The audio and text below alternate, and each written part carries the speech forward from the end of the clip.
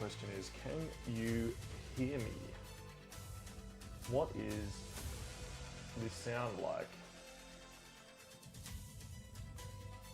Can you hear my microphone? Can you hear the music? Is the music too loud? Is the music too soft? Music is too loud. I can sort that out.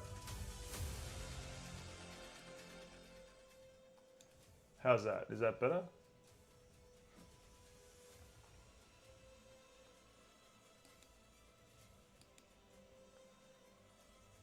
Is the music a little bit softer now?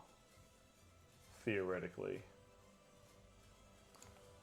I'd probably turn it down a little bit more actually.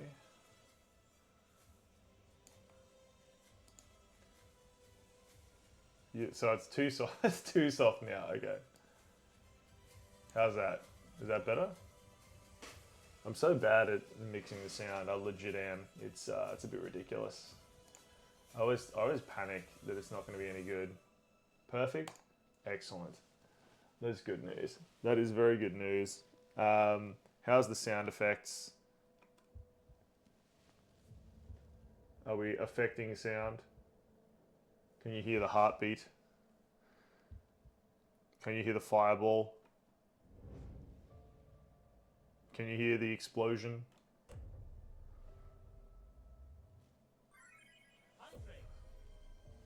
Oh, well, thank you, casual gamer. You can't hear any sound effects? That's not good.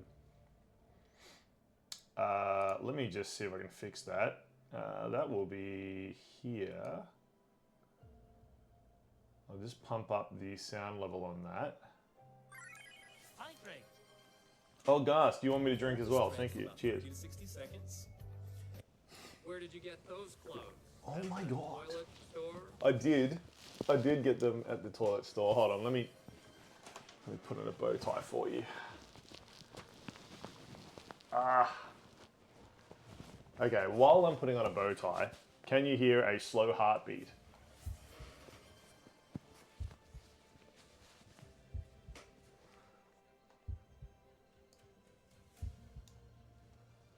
Yes? No. Okay, sure. Sounds like a you problem then, Gast.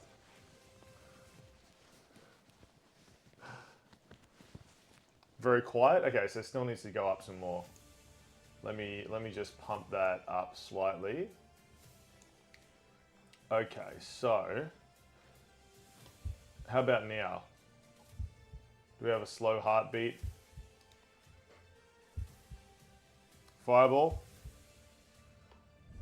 I cast fireball. How was the fireball?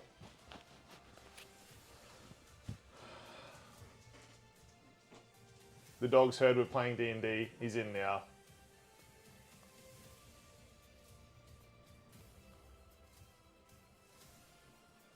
It's still very quiet. That's interesting. I wonder what I can do about that.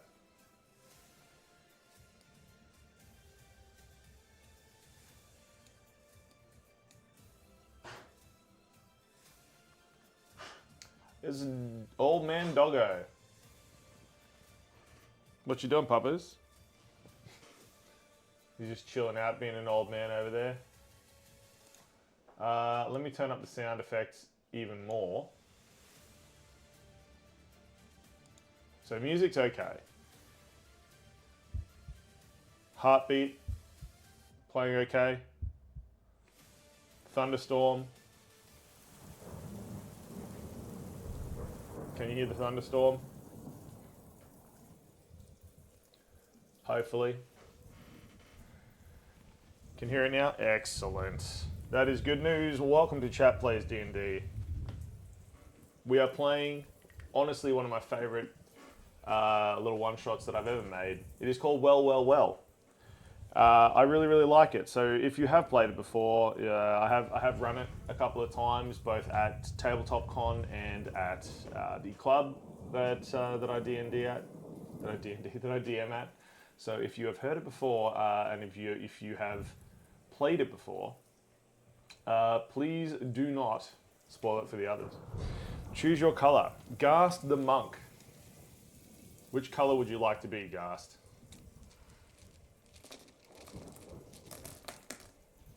Let's get some tokens out.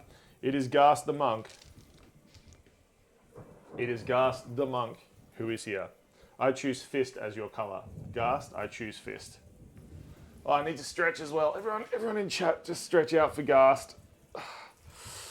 Ghast has redeemed stretch, so we all need to stretch. Brown, red, blue, green, pink, or grey. I think you can probably go green today, Ghast. What level does everyone play at? Whatever level you would like. I think most of us in chat plays D&D are playing around level 9. Correct me if I'm wrong, Ghast. But it doesn't matter. It is extremely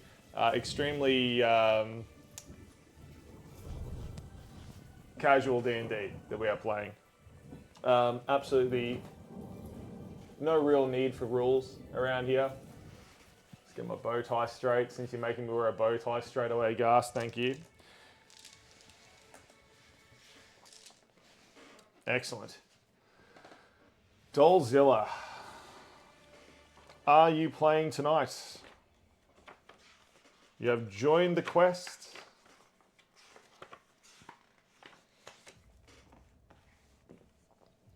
That bow tie is fresh. It sure is. It is a D&D bow tie, actually. Let me take it off so I can show you.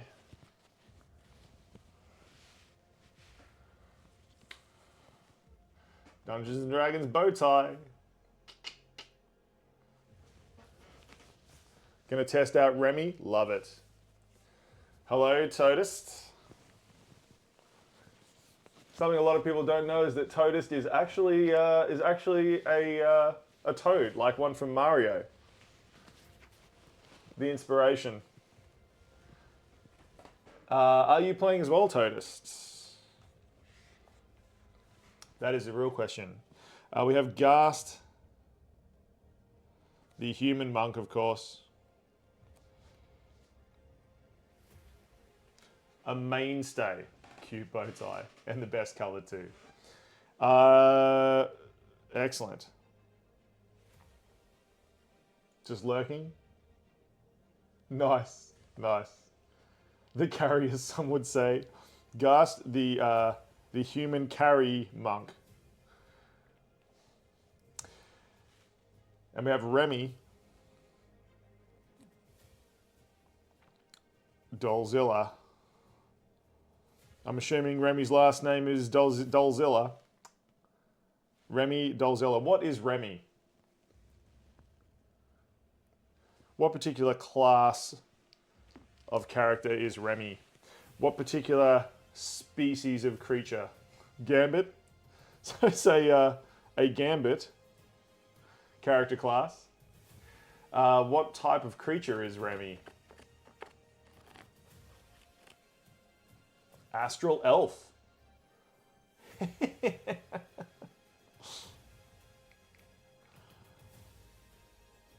Elvin John's piano is in the shop for repairs at the moment, so you're just going to watch?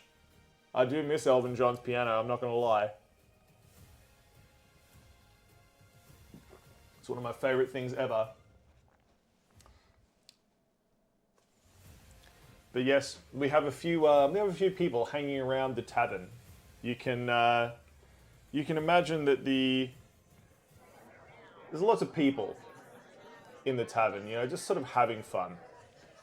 And over in the corner, of course, is Ghast the Monk. Well known around. Several people have bought Ghast a drink. And they're sitting there in the corner. However, Ghast is waiting for an old friend. Ghast loses a game of dice. Ghast sure does. Ghast, could you roll percentage for me? We're off to a good start. I can't believe you've said this, Ghast. I can't believe you've said the magic word already. 74%. Excellent. I have to give you a really specific item then. Let me just add that to... let me just add that so you can see what it is. The... oh gosh, where is image? Here we go, image. Item display.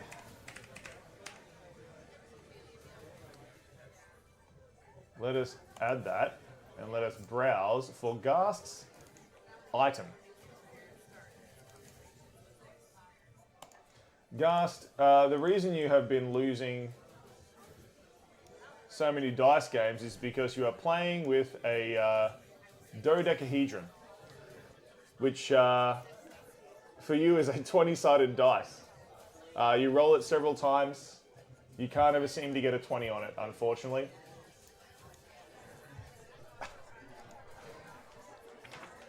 So excellent. Ghast is off to a running start. Already has an item, which is a 20-sided dodecahedron. So well played, Ghast. Well played.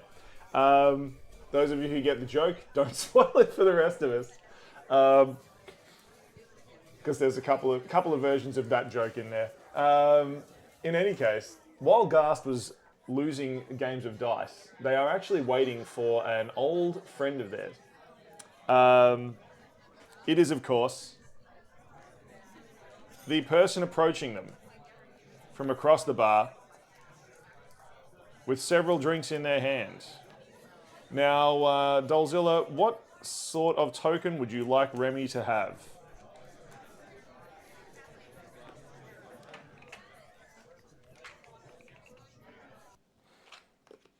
You drown the tavern noise out.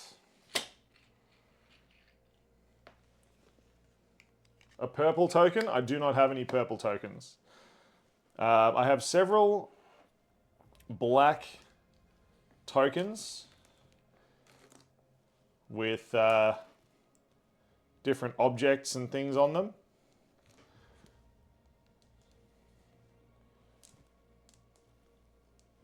Or I have these red and black tokens, again with several objects on them.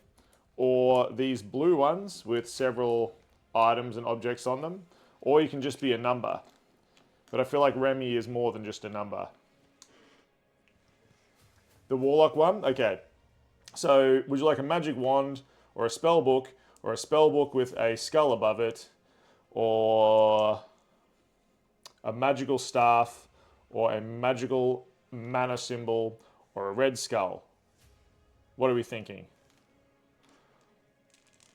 All those seem viable choices. It is, after all, your character. The red skull. The red skull it is. That's not going to get confusing with the enemies at all. I can't complain. I am the one that suggested it. Excellent.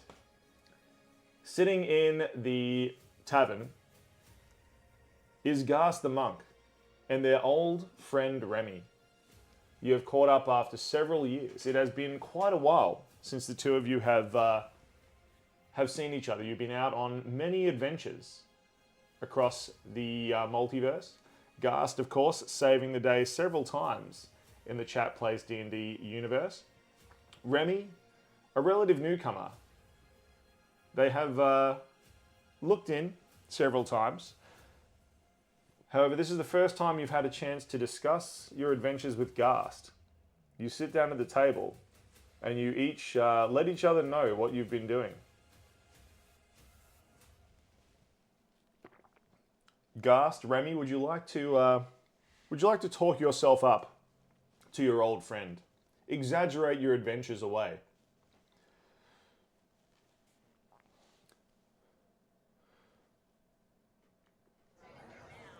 Meanwhile, as I said, the tavern is bustling.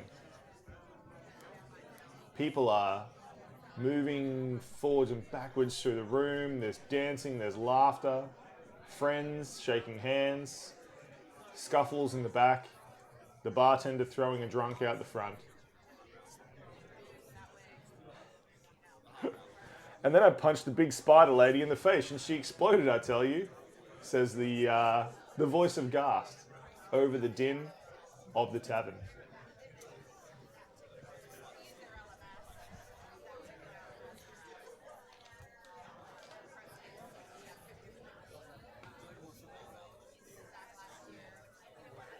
Meanwhile, I wonder what Remy's been up to. Exploded with vigor? Well, Gas, did I tell you about the toad bard I met? Have you ever seen a toad play the flute? The laughter and frivolity of it. Move on and on. The stories, grander and grander, each more inventive than the last. However, it doesn't play it the way you think. A toad, a flute? Unclear. The night draws on. Stories are told. Events unfold. Drinks have been drunk. And it is with an absolute light-hearted fervour as you are enjoying your evening and stumbling around outside the tavern, arms around each other, Remy continues to talk about the frog. It swallows the fruit to play it. Imagine that. What a blast, says Remy, slightly intoxicated. It is because of your intoxicated state, as the two of you hold each other up and walk down the road towards your campsite, that you do not hear the footsteps until they're almost on top of you.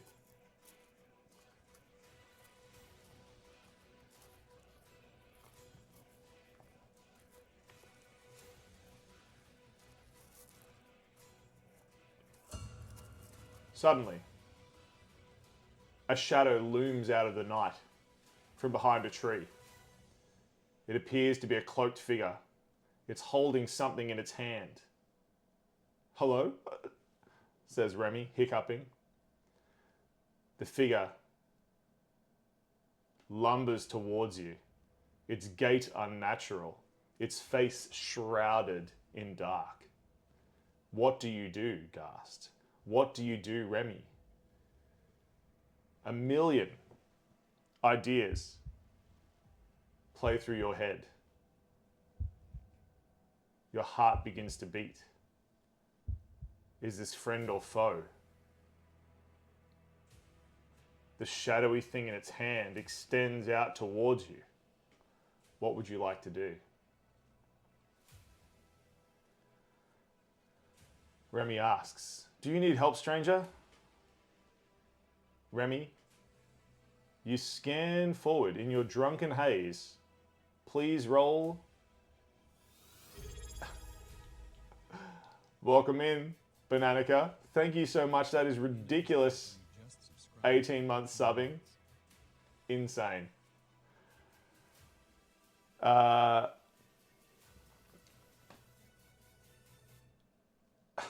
As you move forward, Remy, please roll with disadvantage either a perception or an investigation.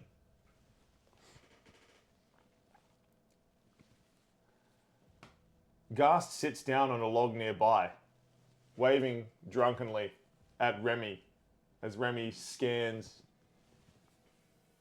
the figure moving towards you. Annika, are you playing tonight? Do we have Azalea joining the crew?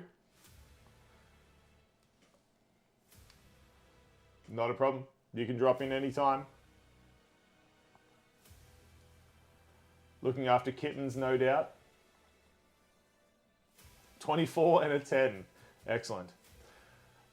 You cannot seem to tell what this creature is. Again, it is moving unnaturally. It's not walking like a human being should. It's only 10, 15 feet maybe. It's hard to tell because of your intoxication, but it is getting closer. It's moving, sort of dragging one of its legs. It is ominous. You're not quite sure what to make of it. What would you like to do, Remy? The creature is getting closer. Ghast is no help. They're half asleep on a log nearby. You've got this, says Ghast.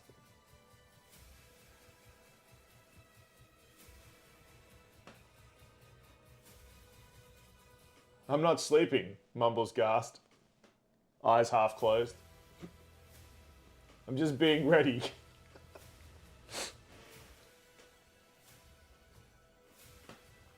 Remy casts protection from good and evil. The spell takes hold around Remy. It is at this point that the figure falls flat on their face in the night. You hear the crunching sound as the body hits the gravel road. It stretches out its hand one more time towards you, holding the object. You hear the word, "Please, please." And then the creature collapses. The object it was holding rolling forward. What would you like to do, Remy? There is something now just in front of you on the ground. It looks to be a strange sort of cylinder. Remy picks up a stick nearby, drags the object a little bit closer. The figure on the ground does not move. As you drag the object closer, the moonlight illuminates it, and you see that it is a scroll of some sort with a thick wax seal. "Good thing Gast is true neutral," says Gast as they walk up and slap Remy on the back of the shoulder, giving them a solid pat on the back. The object appears to be some sort of scroll or letter. Although drunk, not stupid enough to touch a magical item yet. That's right. You two are responsible heroes. You wouldn't drink so much that you're completely out of sorts. Is there writing on the outside? Bending down to investigate, you see that there is some writing on the outside. It is at this moment that Gast's hand reaches out and takes the letter. Gast, breaking the wax seal. Do you recognize the language? You do. And as the scroll unfurls in Gast's hands, you see that it is written in common. Gast is very familiar with old tomes and artifacts and this sort, he says confidently, as he pulls out the scroll. It appears to be a letter from a Lady Stalinus. The letter states, "It is the 22nd of these days, and still no help has arrived. I send messengers every day, but no heroes have come to help. Our ancestral home is cursed. Each night, fiends flood from the well we unearthed nearby and terrorize our house. Will none come to save us?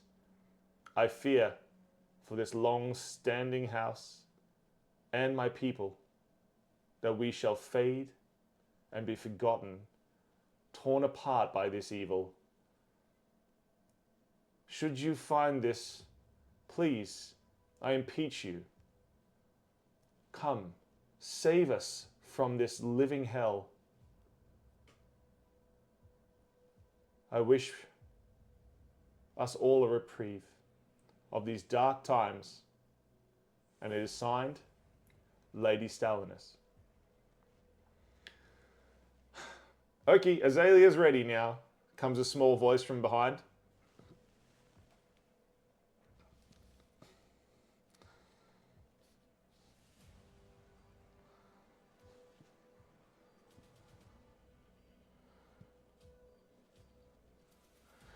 The small halfling rogue appears to have just run from the tavern where they heard that Gast had just been. Remy looks over at Gast. "Oh, that's a shame. Wonder who they're sending this letter to." "Do you know anything about the history of this place/area? Gast, please roll your knowledge history."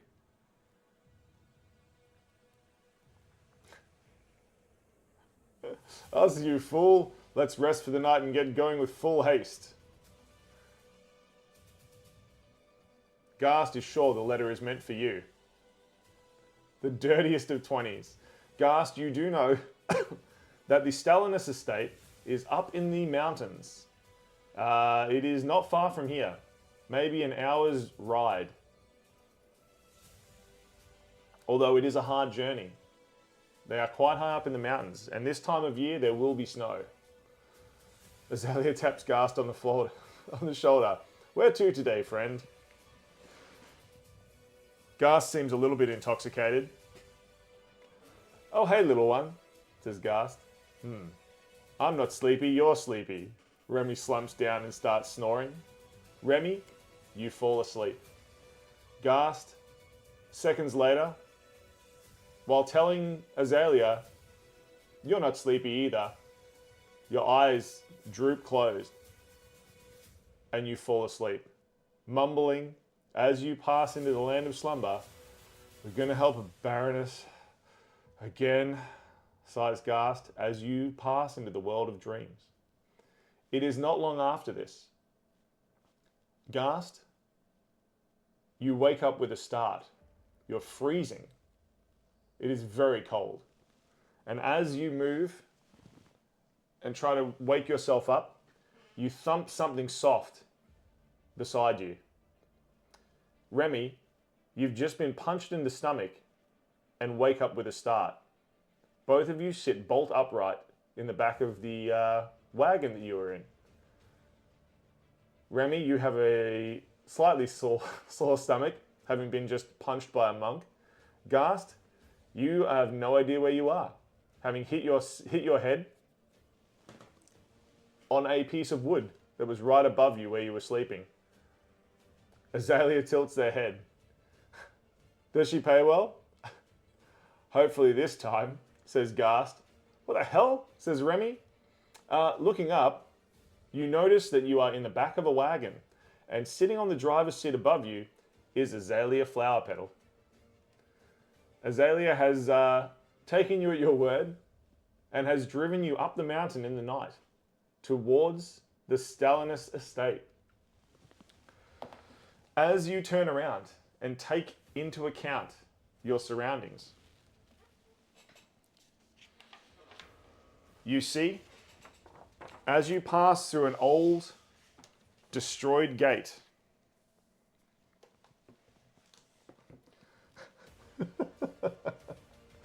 Azalea waves enthusiastically towards Dolzilla's character Remy. Hey, says Remy to the small halfling. Dolzilla, does Remy have anything shiny on them? Just asking, for no apparent reason.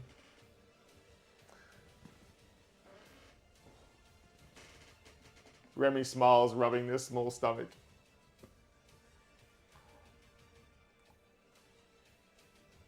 They do? Excellent. Azalea, how wide are your eyes right now? At the shiny earrings. Oh, Azalea's here.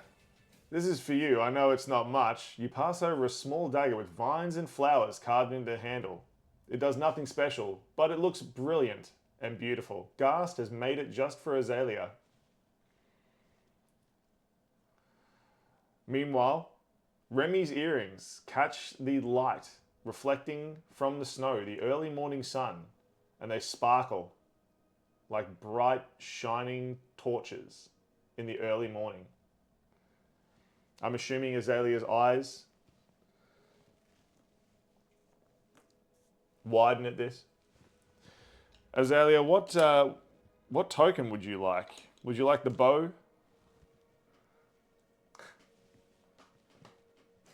Azalea gasps and giggles, holds the dagger up to the light, keeping another eye on those earrings. Excellent. So, the two of you in the back of the cart. Azalea, pulling the cart, comes to a sudden stop as Azalea inspects the dagger. Looking around, you notice you have just passed through the gates to the Stalinus estate. And you can do a perception. Perceive Remy. As Remy keeps an eye on Azalea. Gast, please roll a perception as you look around.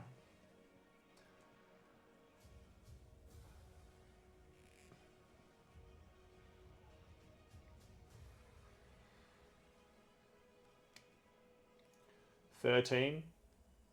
You notice Azalea looking, Remy, but it could have just been your imagination. Maybe they're just looking at you, not your earrings. Ghast with a 23, while the other two are looking at daggers and each other. You notice in the Stalinus estate, the manor house up on the hill here. Remy is purple, so that tracks. You notice up here, on the top of an outcrop, is the Stalinus Manor. It is burnt to the ground. A smouldering ruin. Destroyed. What looks like maybe only a few hours ago. And here, lying in the snow,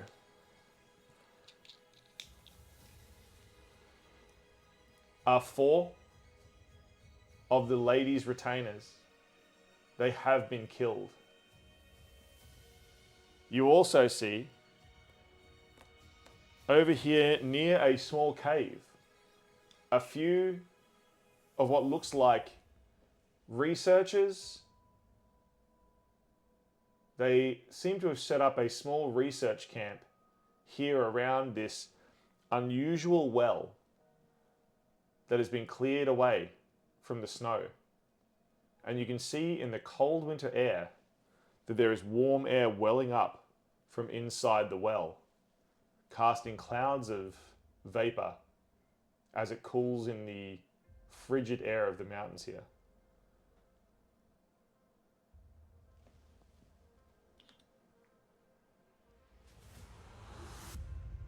What will you do?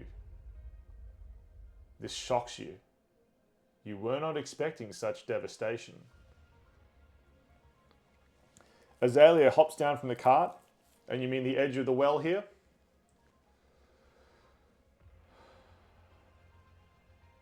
Azalea quickly makes their way to the well.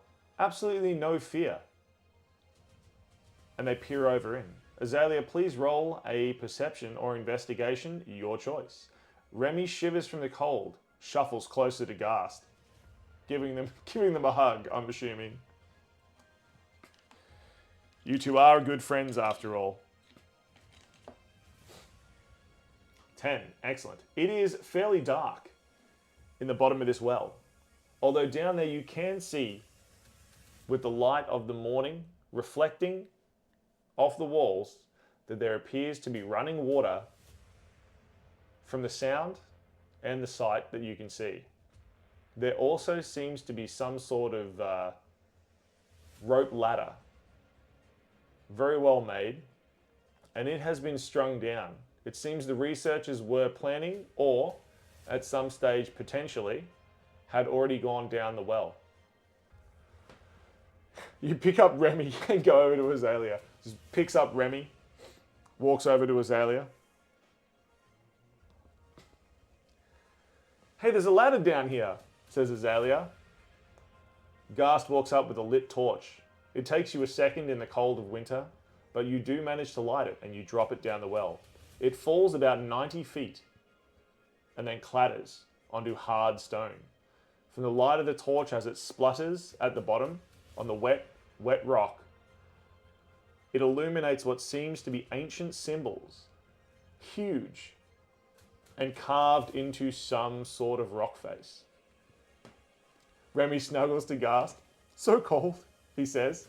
Although you do feel slightly warmer here, Remy. The air coming out of the well is extremely warm. Hence why all the snow is melted around here. It is a very, very warm breeze coming up from inside. What would you like to do, party? Is it smelly? No, it smells extremely clean. It smells like fresh water and ozone. Remy has no shoes on. Then you are cold, Remy. You are extremely cold at this point. So, you are met with a conundrum. There are 4 dead bodies up here. How much damage would you take? You would take none, Ghast. You would take exactly none. Maybe there's buried treasure down there, says Azalea, who has already started climbing down. Azalea disappears. Good to know, says Ghast. The dead bodies of 4 retainers are here in the snow, appearing to have died in battle sometime in the last few hours. Over here in the cave mouth, there are also 2 researchers. They seem to be dead in the snow, near a research station that they have set up in a strange cave over to the side here. Which bodies would you like to investigate, Remy?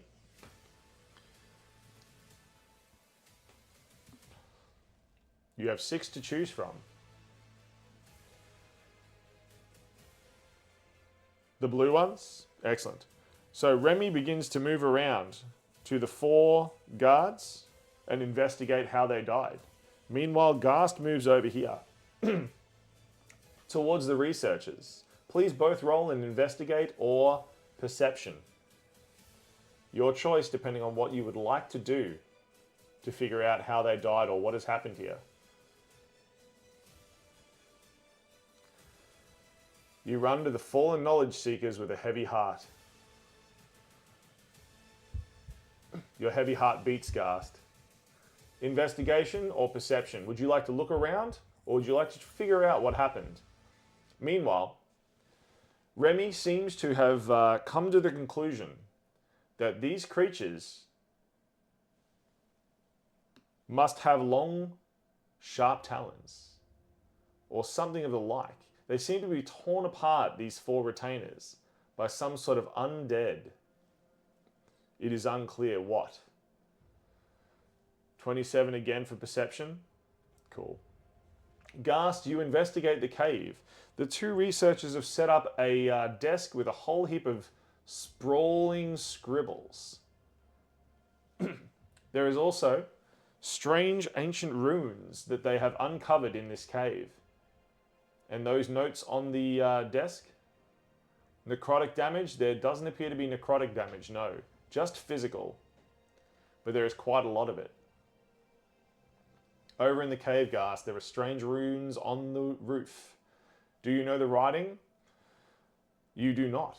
Perhaps if you search, you may find answers in the desk that has been set up here. There are pages of notes written in common that the researchers have compiled.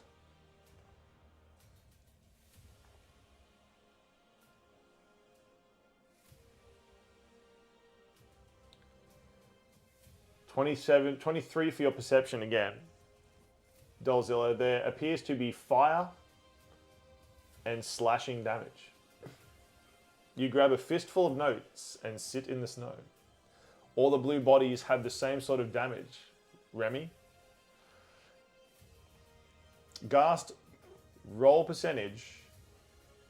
What do you find?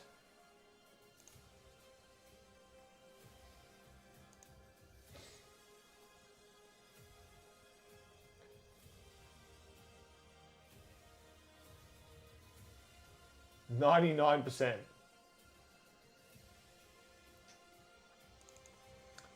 Gast, do you find a madman's map? This is a map of nowhere. It has indecipherable scrawlings as directions. It appears that whatever was going on in this cave, it was sending the researchers mad. Remy calls out, both over to Gast, who has sat down in the snow, reading the paperwork, and calls down the well to Azalea, who has been at the bottom of the well for a short time now. It is unclear what has been going on. You haven't heard anything from Azalea in a few minutes, ever since they descended down into the well. This is all nonsense, yells Gast. As you stand back up, Gast, the bleak white of the snow, the pitch black of the rock, the dark, dark waters nearby of the lake underneath the manor house that is burning. Azalea's voice comes up the well. "You're coming?" echoes the halfling's voice.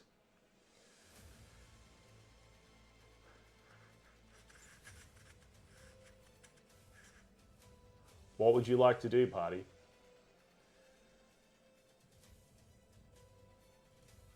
It seems that something has killed these guards, burnt the manor house to the ground. And you cannot help but feel it has something to do with this well. Gas runs and jumps down the well.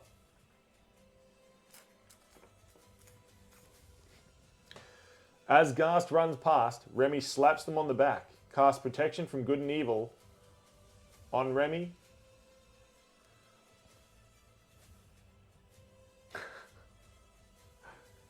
Sorry, Azalea, it needed to be touched.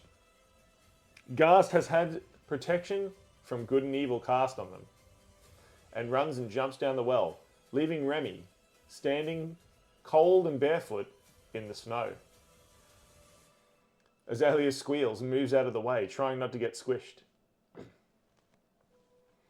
What would you like to do, Remy? Are you following the party down into the well?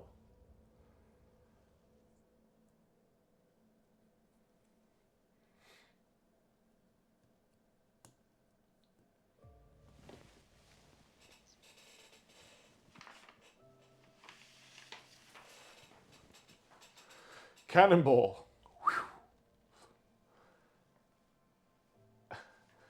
Come on down, the well's fine. Excellent. The party descends down the well.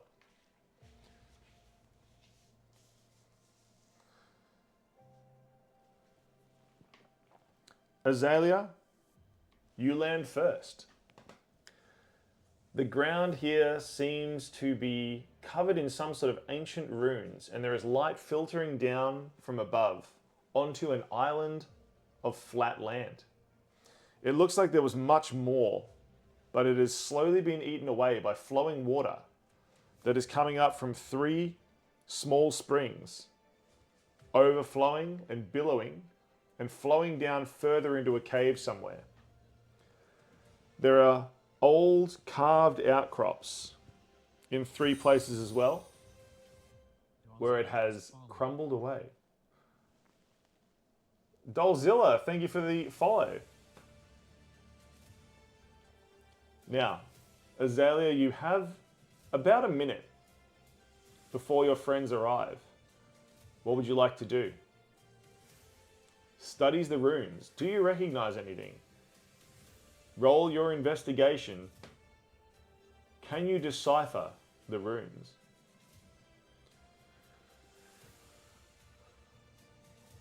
What do you know about them? They are undecipherable.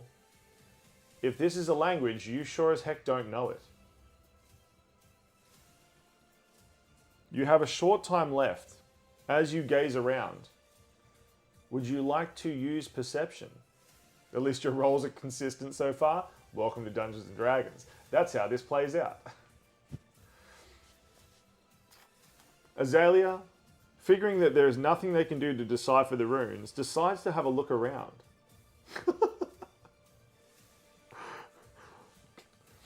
But are suddenly distracted as they have to leap out of the way as Gast comes falling down. Feather falling, as one might say, directly at the bottom of the well. Not even using the ladder. How unfair is that? Mr. Shimo, the unholy well strikes. It sure does. Do not, if you have ever played this game before, Mr. Shimo, first time chatter, if you have had the pleasure of playing with me at a Dungeons & Dragons club or at tabletop conventions and you have played this game before, this one shot, do not spoil it for the rest of them because I like to see that shock on their face. But welcome in. You can, of course, join if you would like, Mr. Shimo. I just need to know what your type of creature Mr. Shimo is and what type of class they would like to be. If you do have a stat sheet, that obviously helps. Or you can make it up as you go along. It is Chat Players D&D. You haven't played D&D at all, you're just happy watching? Excellent. Well, welcome in, you absolute legend. This is This Big Small World. We cook, we play D&D, we play games sometimes. We're really busy. But as always, All people are welcome here. It is very fun. Ghast and Azalea, you are now at the bottom of the well. Azalea has just leapt out of the way as Ghast hits the bottom, lightly, with his monk's feather fall. Mr. Shimo, thanks for the follow. What race is Remy? Remy is an astral elf.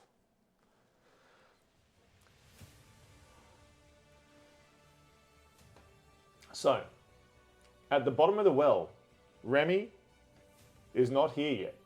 Remy is still running towards the well and about to jump down. But Ghast and Azalea, you have a few seconds to perceive, to investigate, to explore around. Where would you like to move? Where would you like to look? What would you like to do?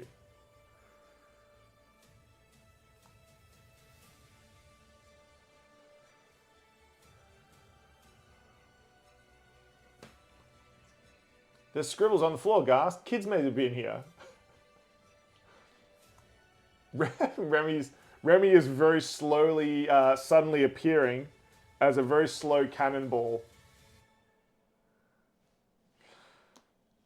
As Remy appears, Ghast leaps through the water and investigates the alcove on the right.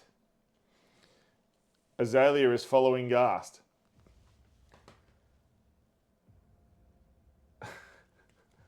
Remy's a little bit sad that their friends weren't there to see it.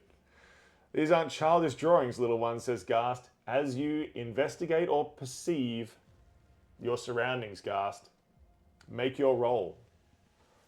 Remy, you have also just landed. You are right in the middle of what looks to be some ancient runes. What would you like to do?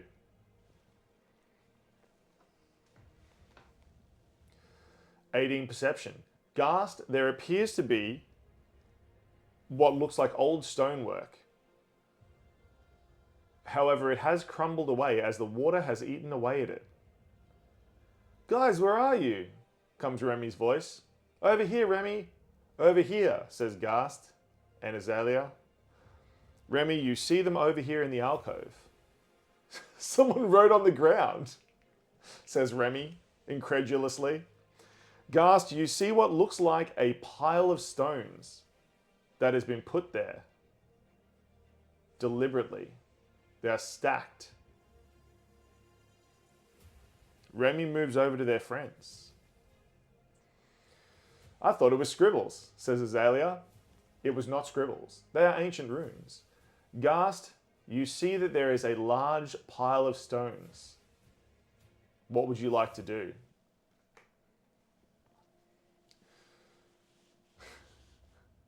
Yes, we know I'm infuriated. I cannot work this out. The monks will be so ashamed I cannot gather this knowledge.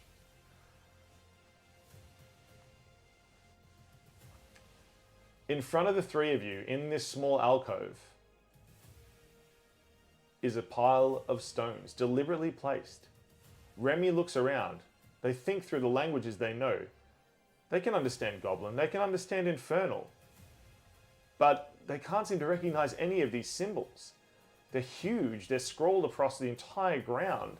Some of them are broken and illegible, washed away by the passage of time. And even still, those you can read don't seem to be in any language you're familiar with. It gives you a bit of a shiver, even in the warm air down here. Ghast moves back. Common, Draconic, Elvish, Halfling? I know all these. It's none of them either. Whatever the language is, it doesn't seem to be one that Ghast or Remy understands. Azalea, is this a puzzle like one of those fancy ones with pieces we have to move them together? You speak Halfling, Ghast, Azalea? This is extremely funny to Ghast, who has spoken in Halfling to Azalea on several times, I'm sure.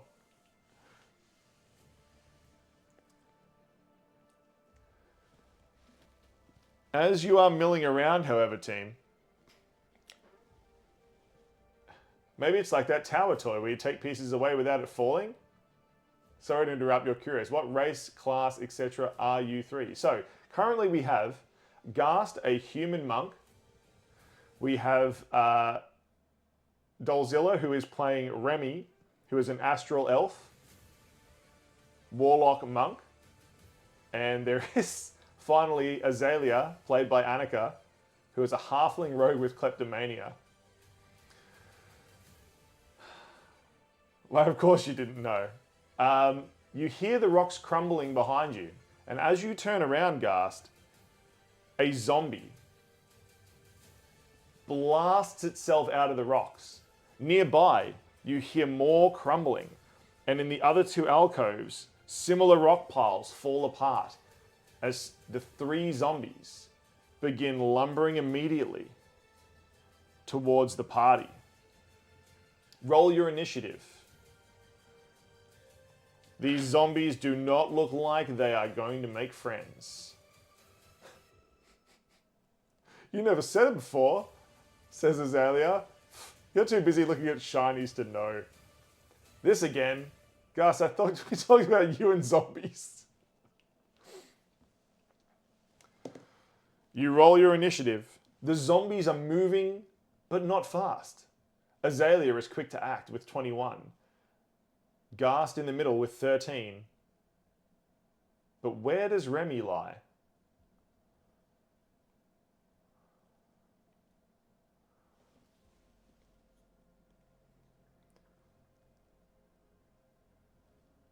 $20.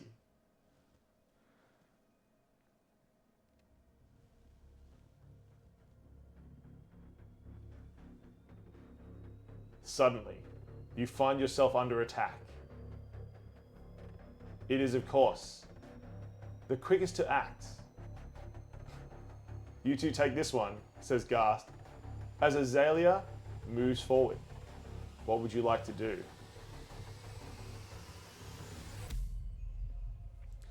Ghast pushes to the side and prepares to start running to the other far side.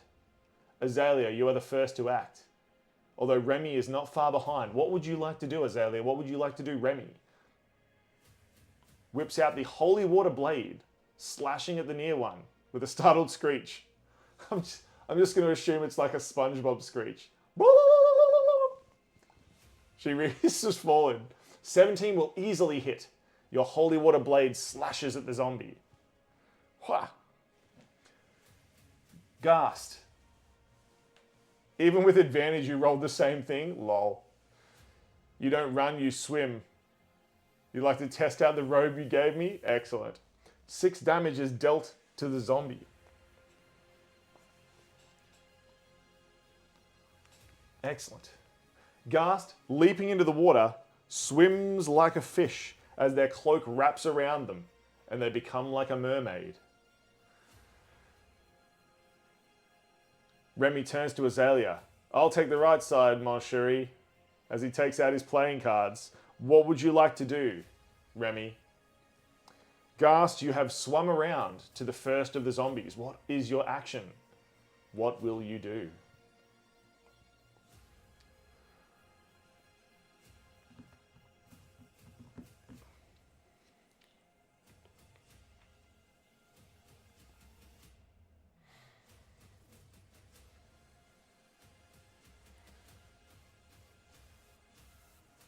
Eldritch Blast.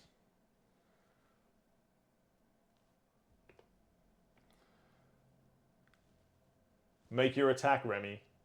The Eldritch Blast, in the form of a card, I believe.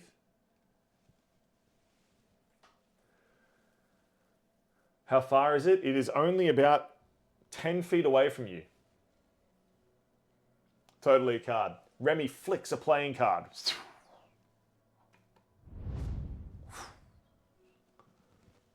Across.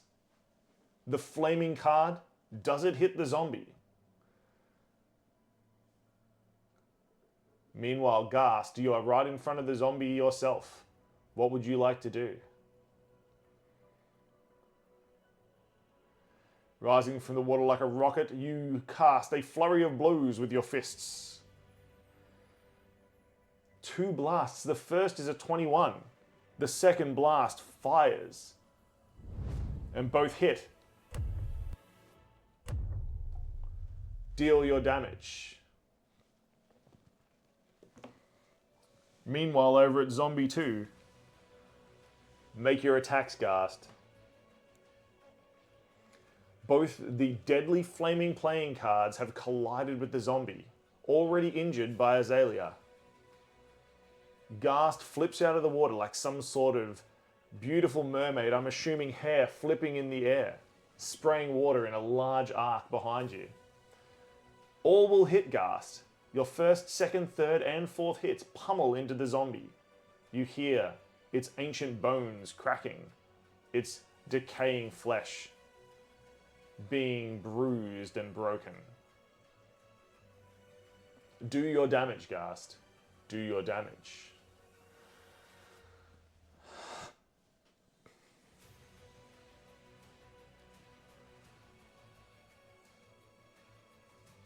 Eight damage for the first hit. Excellent. The flaming card slices through the zombie, lighting its wounds on fire with purple flames.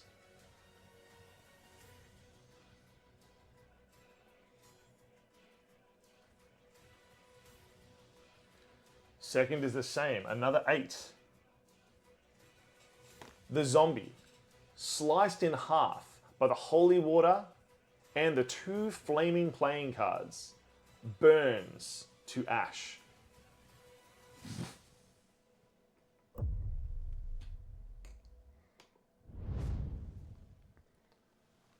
It has died. Its ashen bones fall onto its grave, which is now open on the ground. Azalea and Remy, having destroyed the first zombie, Ghast, deal your damage.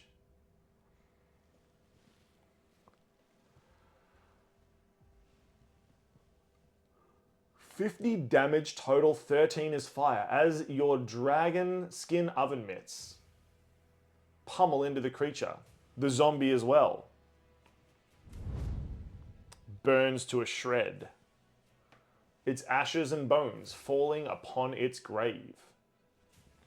Meanwhile, the third zombie moves forward, lumbering slowly towards Ghast. As you killed its friend, it was just here. Crispy, says Remy from across the chasm. The zombie swipes at Ghast twice. What is your armor class, Ghast?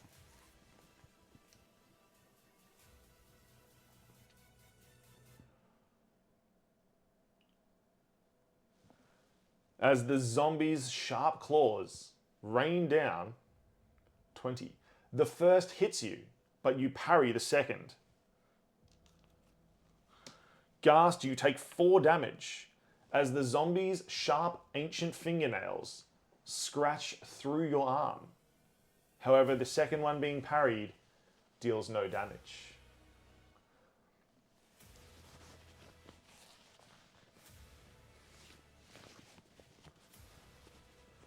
Azalea. It is your turn. What would you like to do? How would you like to proceed?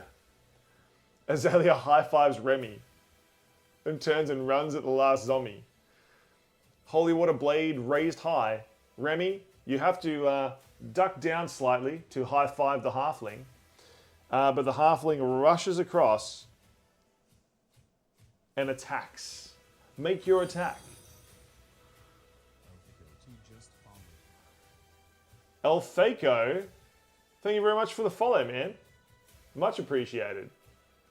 If you'd like to participate in any Chat Plays D&D adventures, all I need to know is what your character's creature class is and what type of character you are, what type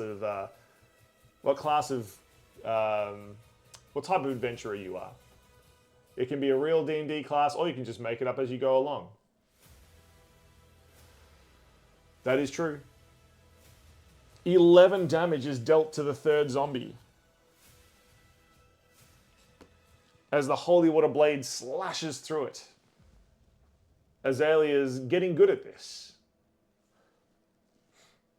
The protection from good and evil is making things difficult for the zombie. It appears to be sizzling from the touch it made against Ghast. Remy, it is your turn. From across this cave, across the cavern, you can see the zombie, lit by the brilliant blue of the holy water blade that Azalea wields. You can also see the dragon skin oven mitts that Ghast was gifted in a cooking competition many moons ago, still burning and smouldering slightly from the past flurry of blows. What will you do, Remy? What will you do?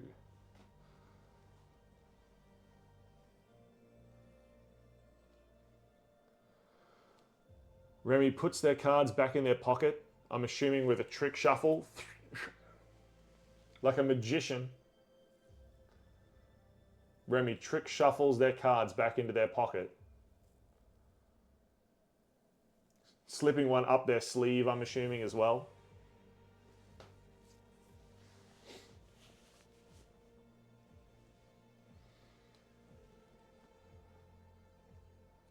Look at that cute puppy over there having a sleep.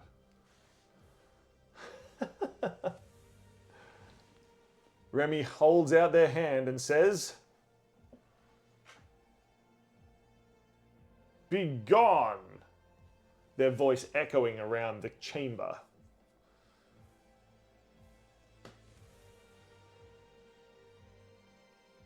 Cat's Word of Radiance. I'm unfamiliar.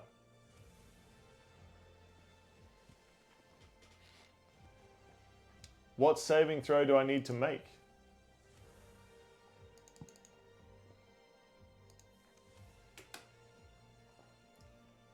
Casts Word of Radiance.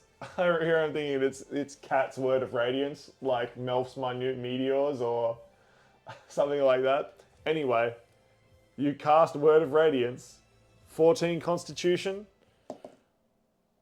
I will somehow pass. Unbelievably so. With a straight 19.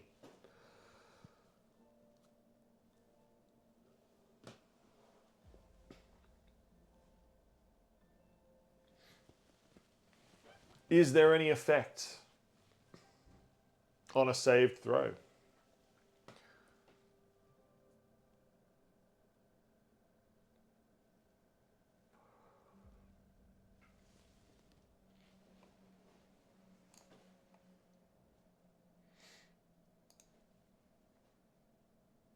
Remy swears in French. Perfect. Meanwhile, Ghast, it is now your turn. There was no damage. Although your words were bright, they were not bright enough for this ancient zombie. Ghast, it is moving towards you, preparing to slash again.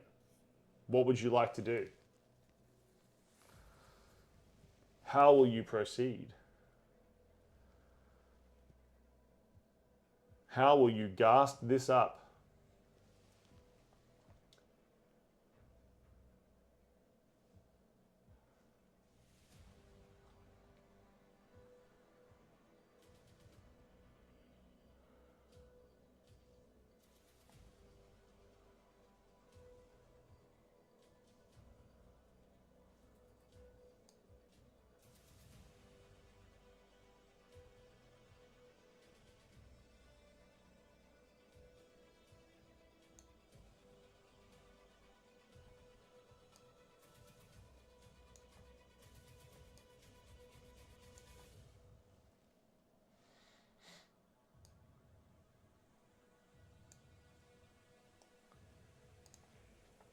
Ghast pulls out their spear and makes 2 attacks with it, stabbing forward with their mighty magical spear.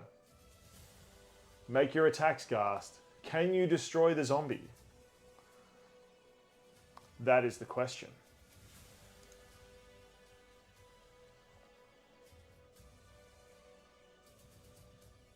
(25 and 17) will both hit.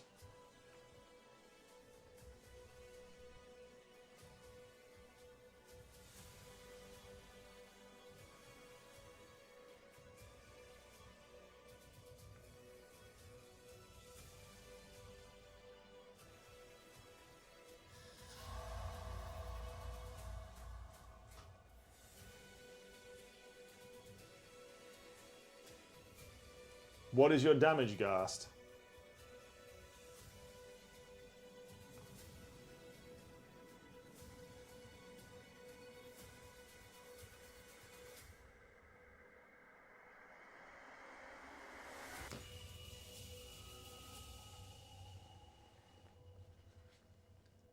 "1 second," says Ghast, as the world slows.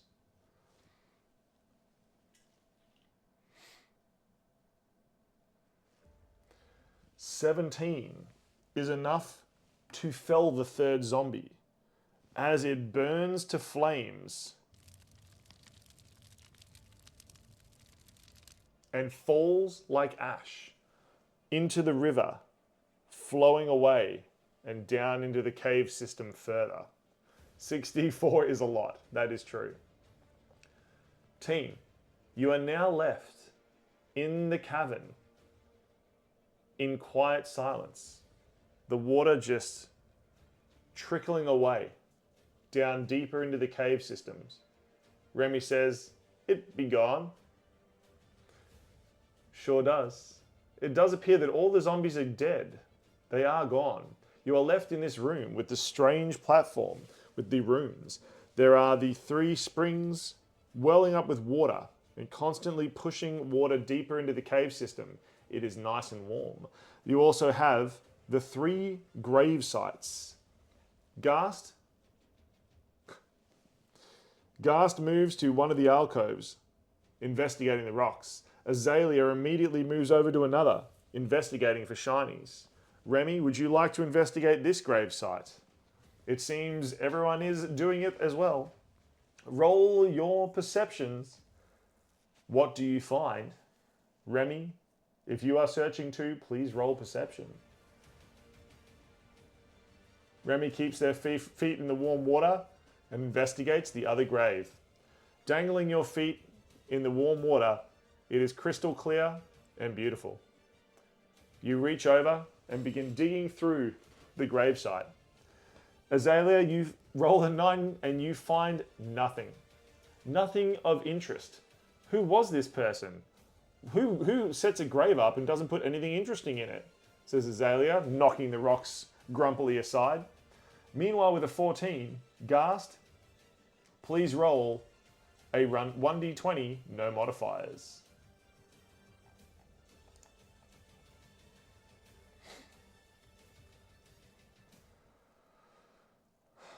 A 10.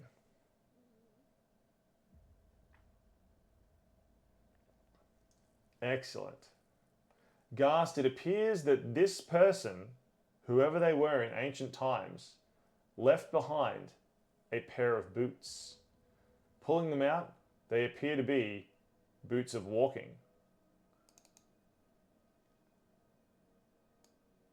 These boots are made for walking, of course, Ghast.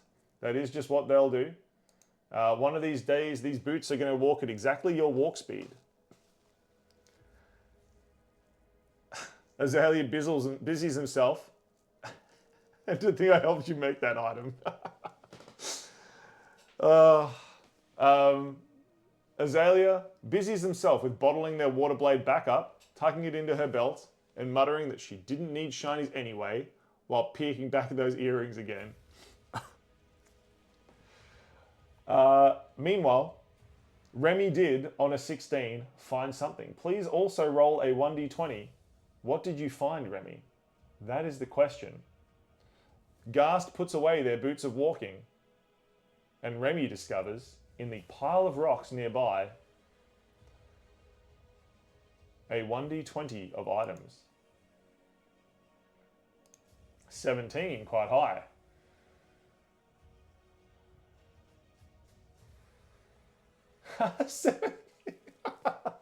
I love this item. So Remy, you pull out of the rocks what appears to be a coin bag. It's a coin purse. However, as you pull it out and shake it, it appears to be empty. Spinning it around, however, you do notice an eye on the front of the coin purse watching you.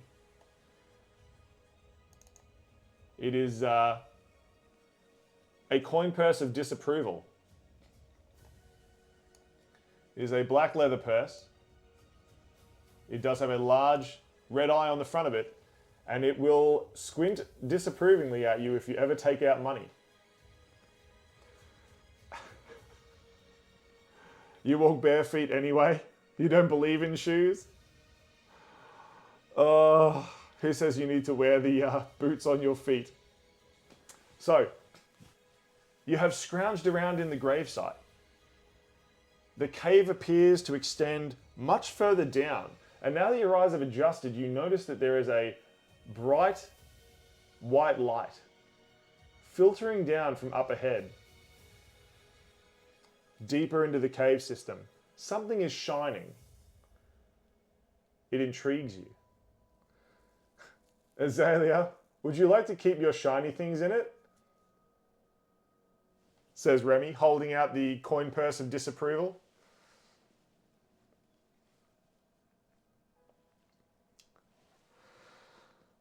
What would you like to do, party? Remy hands Azalea the bag, the coin purse of disapproval.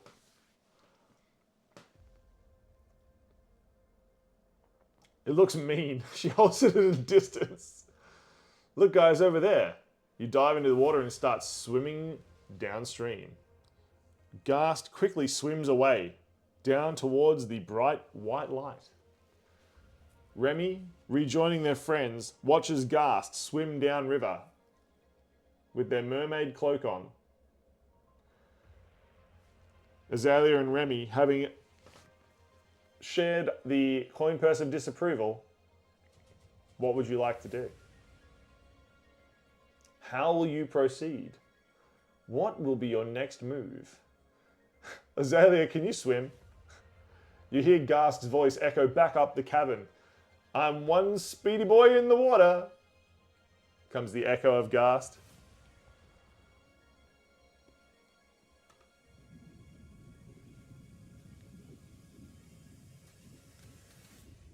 I forgot you had that. So good. The water, you can hear bubbles onwards. Azalea quickly holds up their floaty. I got this. She flies behind, just like doggy paddling. Oh God. Okay. So yeah, that is true. I did not think that would ever come in useful ever again, but here we are. Azalea is doggy paddling their way down the stream in this cave. Remy, holding on to Azalea, they doggy paddle down as well. Hello, Schmexy babe. How are you? Welcome in. Team, you have made your way down deeper into the cave system. The water drains off into a large cavern, falling off into the edges, deep down into the darkness below. You're sure you can see strange, giant figures, creatures, forms, moving deep down under layers and layers of steamy clouds. However, in front of you appears to be a large forgotten ruin of times long past. There is the walkway where you have just arrived. Drying yourselves off in the warm air. Has it been longer than 10 minutes? No, only about 2 minutes. Oh, you mean since you cast protection? It's probably been 10 minutes since you cast protection. In here you can see there is a clear pathway around to your right, a pathway up through the middle. There appears to be some sort of excavation happening here, and what looks to be crumbling ruins of a bridge that once went off somewhere.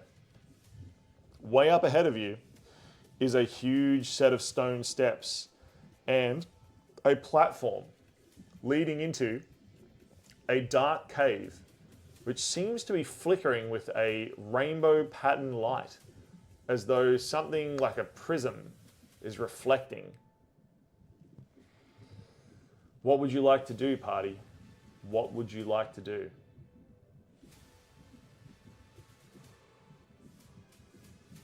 Ooh, pretty, says Azalea. All around you, you see glowing crystals. They're growing from the edges of the cave itself, reflecting the light like prisms.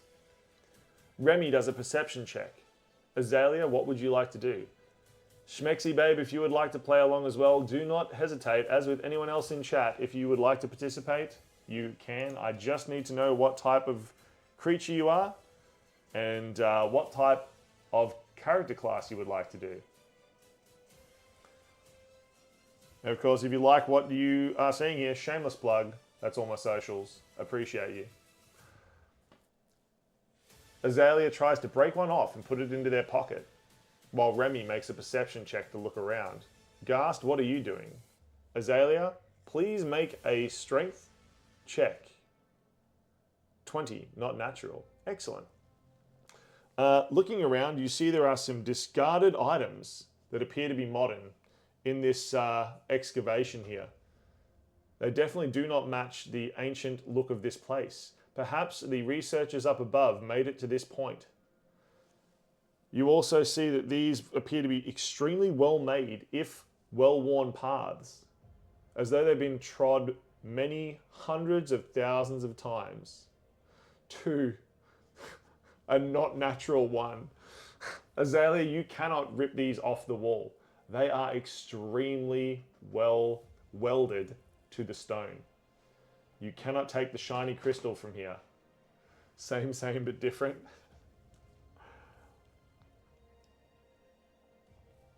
Excellent. What would you like to do? We have the not natural 20. As you move down here, Remy, you do find some items hanging in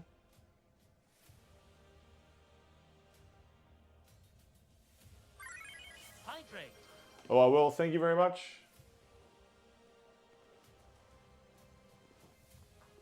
If you're keen, actually, Bishop there is CG, OCE.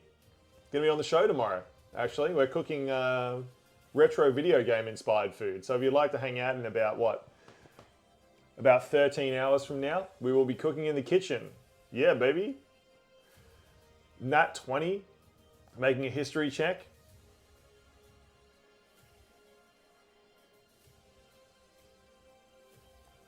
Cool. Hydrate. Well, thank you, Smexy Babe. I will drink up. Very good. Collab, hells yes. I'm actually really proud of the little video I did.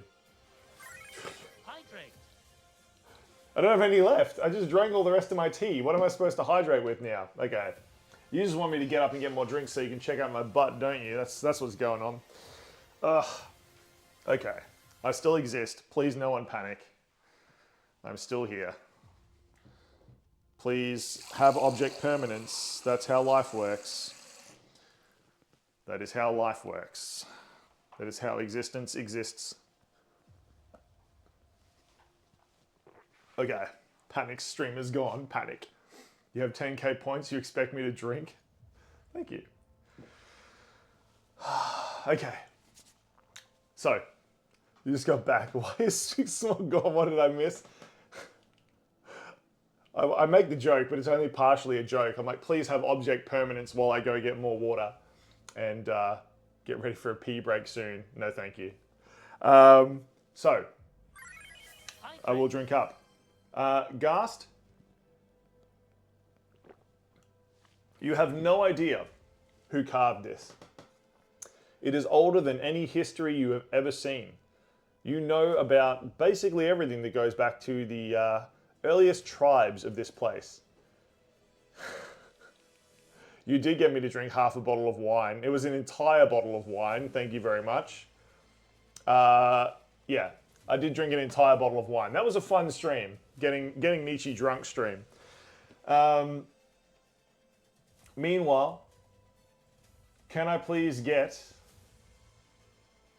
checking for monsters, and traps with a non-natural 20. You do not see any traps around here. Nothing in this general area. You're proud of that stream? Excellent. You should be. So, not finding any traps, Remy. Ghast, you do not know anything about the history of this place. It seems much older than anything you are aware of. And meanwhile, Azalea has been trying to pry the crystals off the wall for the past 5 minutes and doing that unsuccessfully. What would you like to do in this situation? What would you like to do?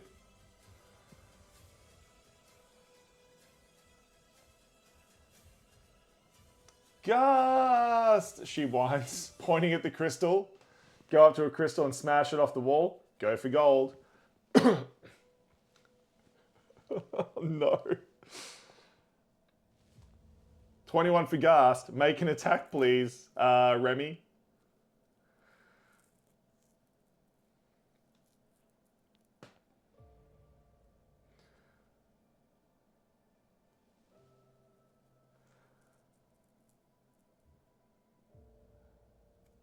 $21 is definitely going to break that crystal off.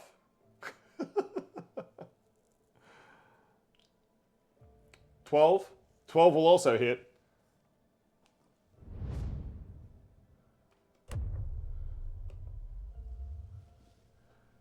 You snap a crystal off the wall.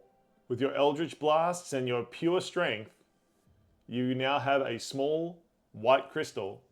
It does stop glowing, but it is still shiny.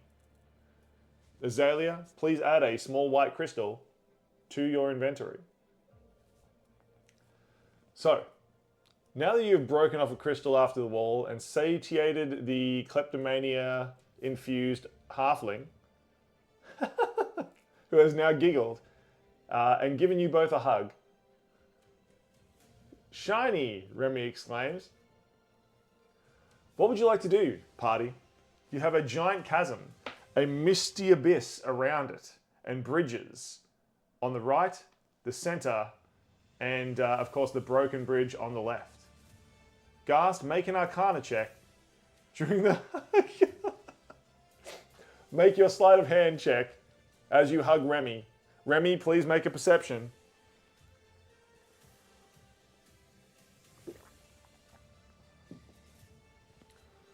Ghast, your Arcana check unearths that this entire area seems very, very magical.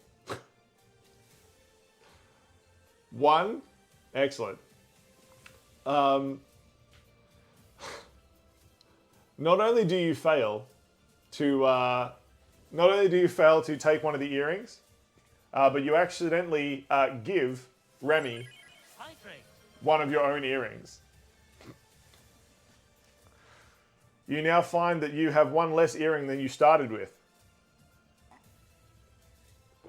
Cheers. I've played that game before, Schmexy Babe. I played a game of Dota where I had to drink every time I died, so...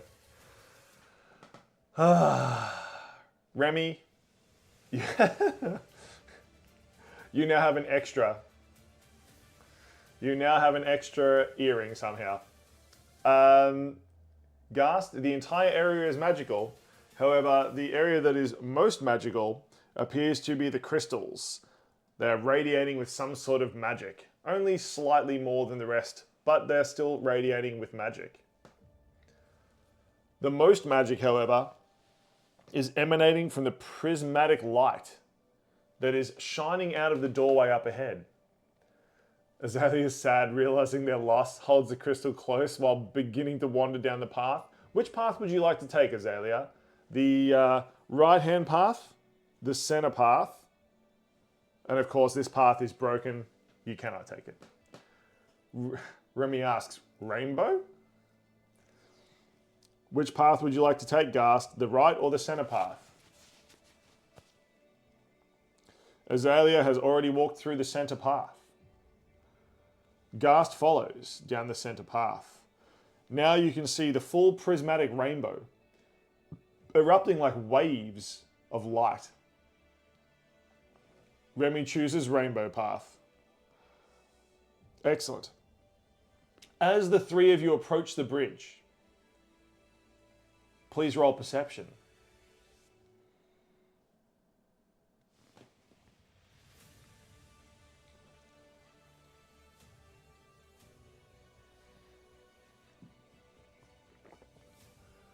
Rainbow Road music in their head. Love it. Dark Side of the Moon, Mr. Shimo. Oh, well, thank you, Schmexy.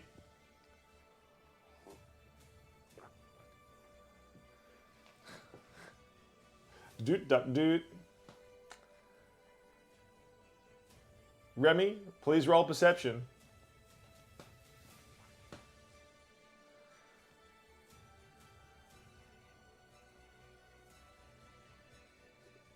How perceptive are you, Remy? Will you percept in time? Will you forever, from this point onwards, be known as Perceptron?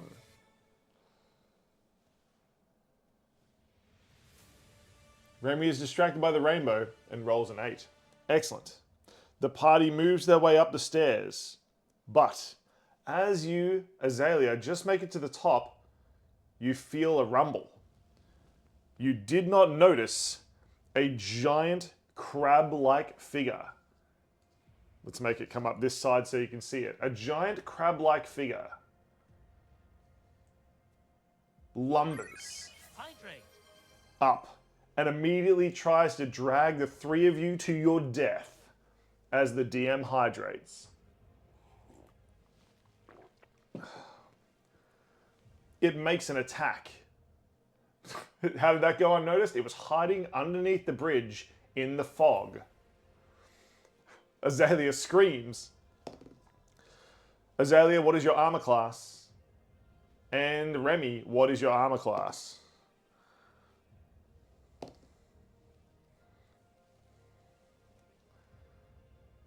With your rolls tonight, it's not surprising. Low, 15, 16. Excellent. It misses all three of you as you dodge out of the way. Just missing. Its rubbery tentacles lash out, trying to grab the three of you, but you duck back or underneath or in front of them. I believe that in initiative order, Ghast was the last to kill a creature, which means it'll be Azalea's turn. What would you like to do? Rubbery tentacles. That is true, Mr. Shimo. Azalea, the creature has attacked. Its disgusting black tentacles from the deep, some sort of unspoken horror from eldritch realms beyond. Azalea unstoppers the holy water blade and takes a slash at one of the creature's tentacles. That is such a funny phrase that Ghast pulls ham from their backpack. If no one knows what that means. Shall we give Ham the little box? Suddenly, a small burger mimic pops out of Ghast's backpack and lands. Do I have a picture of that burger mimic? Surely I do. Surely I can put a picture of that burger mimic up here somewhere. I have no idea where the heck I would have put it though. Oh no, wait, I do know. I do know where it'll be. Hold on. I'm so prepared. Watch me be prepared. D&D Club. Quests. Completed quests. Return of the Squid. Here we go. Okay. Let me find a picture of your here it is. Okay,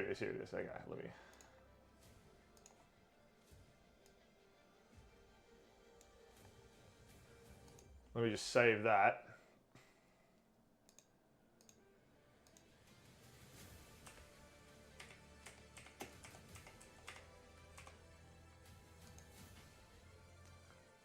And then let's get Ghast's little burger mimic up. Is it made of rubber or just has a rubber-like texture? It does indeed have a rubber-like texture. Azalea is hungry. Ham is distracting. Don't eat this one. It's very unsafe. Wasn't going to bite him. He's going to bite you though. Careful, little one, says Ghast as the streamer quickly adds an additional image to the stream.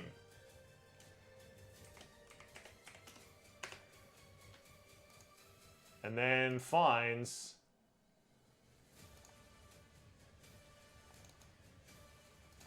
Ghast's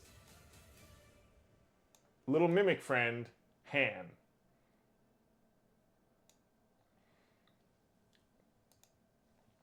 So, Azalea, you slash, but it is a natural one. The creature lashes forward with a crab claw, trying to crush you. Oh, dealing 7 damage. It is a brutal strike. The creature's large pincher grabs hold of Azalea and crushes for 7 damage. Please make a strength check or an acrobatics or athletics check to try to get out. The creature doesn't seem to have you held very tightly yet. You have just a split second to escape. Please make your save. Meanwhile, Remy and Ghast take your turns against the monster. It is big, but it appears to be poorly armored. Bonus action, Spirit Shroud. Then cast Sacred Flame. Dex 14 save. The creature passes, but only just. Thank you for the acrobatics option, thinks Azalea as they backflip out of the claw before it snaps shut. Your Spirit Shroud is activated. Your Sacred Flame has unfortunately just been passed.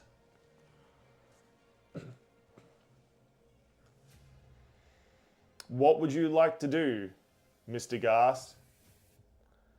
You have yourself and Ham. Ham launches themselves at the creature, landing on top. Ghast moves up and casts Flurry of Blows. Remy, what happens on a save with your Sacred Flame?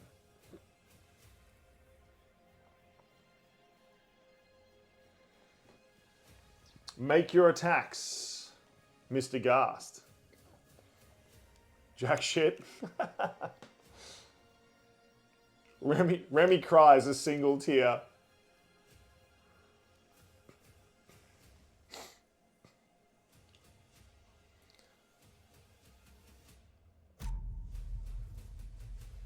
Ghast, make your attacks. 23, 24, 16, 23, and 21. All but the 16 will hit.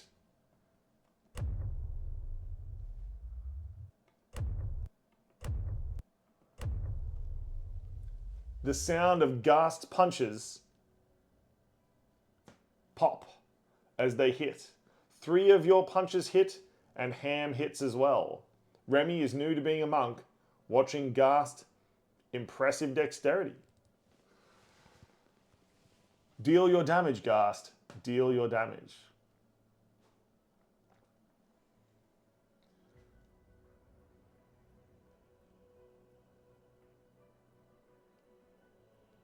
Can you disable the creature in time before it strikes again? Can you crack its hard shell? Can you disable its rubbery tentacles?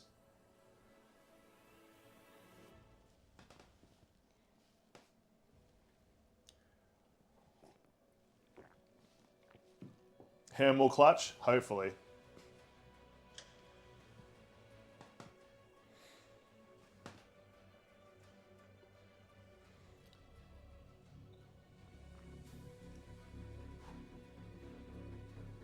The intensity builds.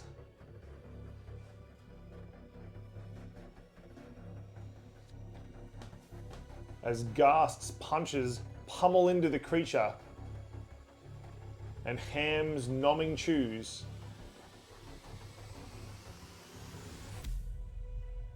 How much damage can you do, Ghast? Wow. It is big.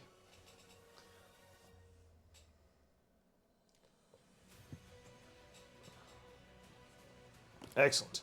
The creature lumbers back slightly as Ham leaps back off.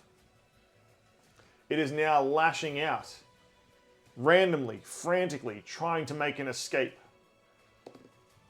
It makes only a 9 for its dex save, Ghast. Ham is adhered to it. Ham the Burger Mimic has stuck themselves to the creature.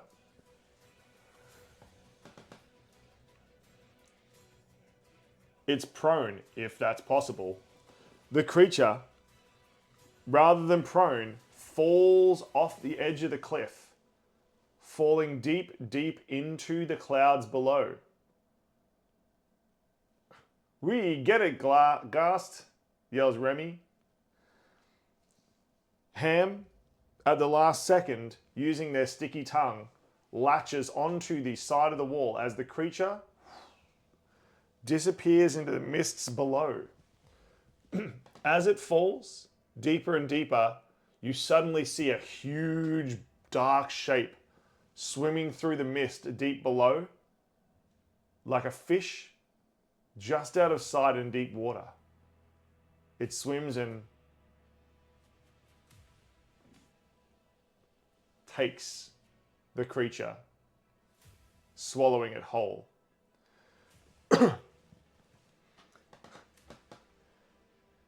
Azalea tucks the exploding arrow back into their pack. I just imagine you've like lit it and you're like, tss. Fly, you fools, to the door, yells Ghast. And the party runs through the door, escaping the room.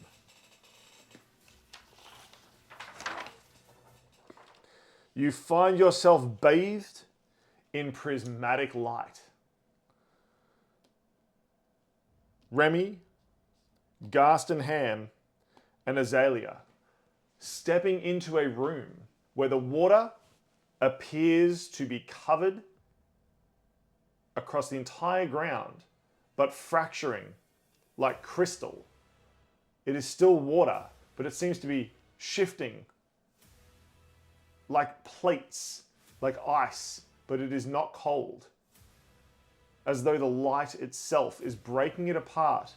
There are 2 huge chains laying loose on the ground and a massive door of ancient unknown origin at the far end.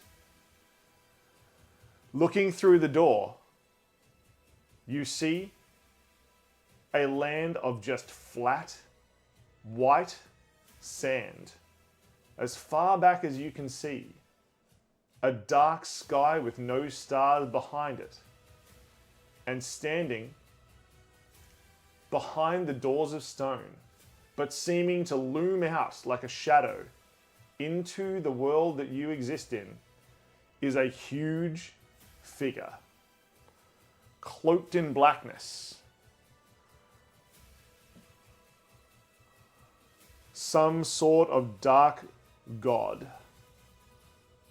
It is both motionless, but also seems to be looming forward as though moving perpetually closer and closer and closer to your party. It is looming. It is looming. Azalea pulls out their exploding arrow again, just in case. Can Remy shut the door? You can try, Remy. Greetings, says Ghast, talking to the creature. It takes no notice of you, Ghast. seeming to move but not move at all. It is not moving, but seems to be getting closer and closer to the door itself. You hear an echoing voice somewhere in the ether. Ham solos this. Somewhere out in the multiverse, someone thinks that Ham can take this creature alone. What would you like to do? How would you like to proceed, party? You sense this is a being of great power. You try to gain its attention. How would you like to do that, Ghast? Remy moves up to the door. Left or right side, Remy? Deciding that you can try to rip it closed with your strength. As you move closer to the door, the creature seems to loom both forwards and backwards. Remy moves up to the left door, yelling, "Close the doors!" With enough dice rolls, anything can beat anything in battle. True, true. Ghast runs to the right. Make your strength checks. Can you close the door? Source, why not?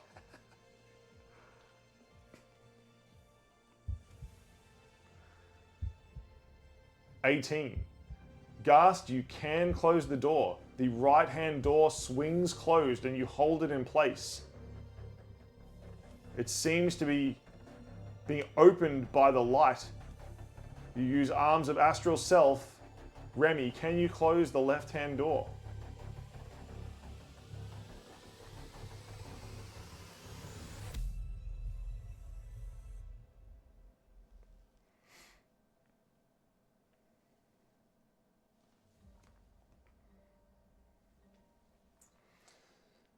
Can you close the door, Remy? Ghast is barely holding the right-hand door closed. 11. As you try to close the door,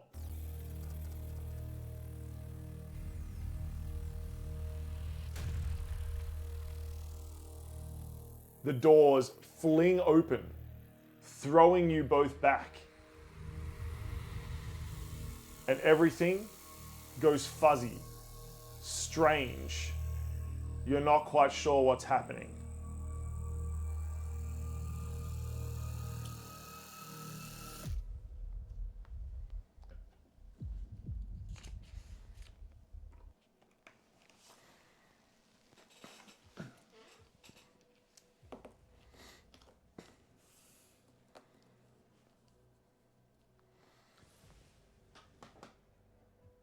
You wake, feeling cold in the snow. You seem to be in a strange cave, covered in runes.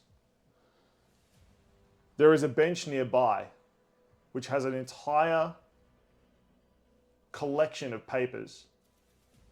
And out in the snow are several guards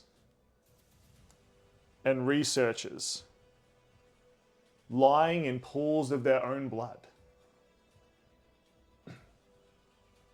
Remy yells, "Bad dream, bad dream, bad dream."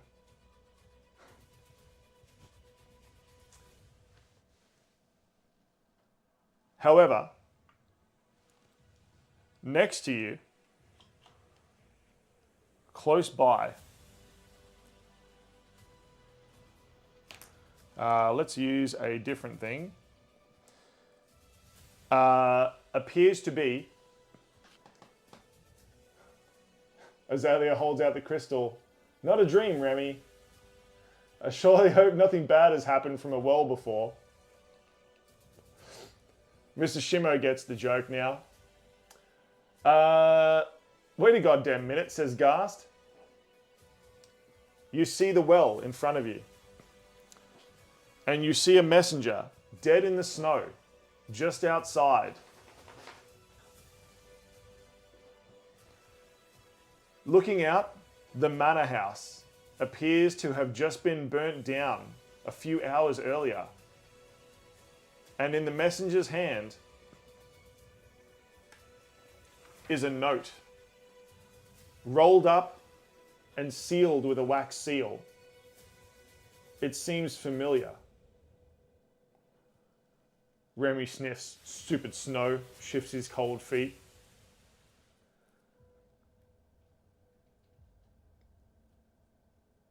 What the hell? Says Gast. Oh, Gast, sorry. Remy says, Gast, what the hell? We did this already, says Remy, pointing aggressively at everything around you. We did, but it's different now, says Gast. See?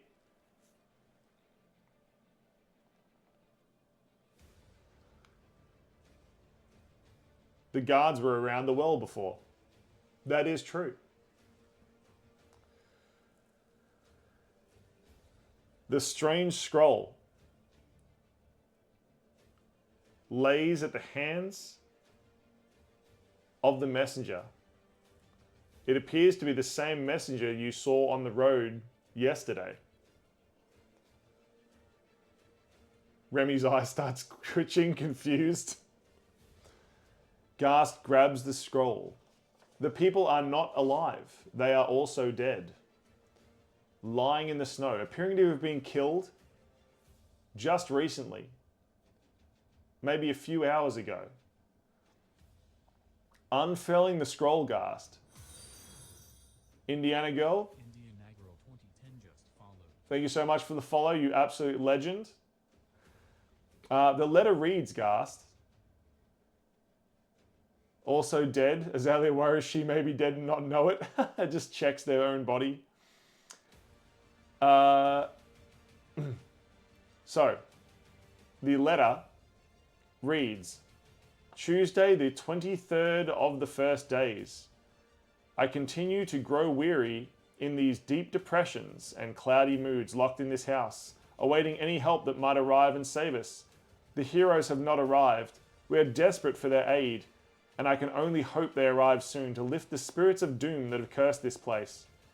On another note, I have begun to notice a strange smell and holes appearing in the floor of the first room of the cellars. I'm sure it has been nothing, but I can't help but feel it means something. So I've been inspecting each of them daily for any inevitable changes. Wishing us all reprieve in this dark time, Lady Stalinus. The last letter said the 22nd day. You also notice that the word inevitable appears to have been written over the top of several times and underlined by Lady Stalinus. You wonder what it means.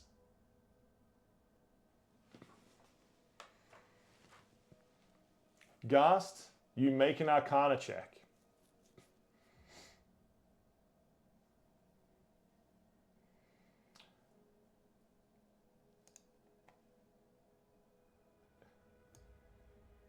Inedible.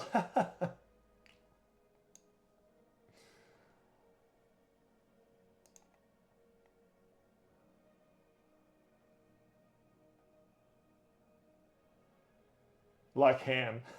It's true. Ham is very inedible.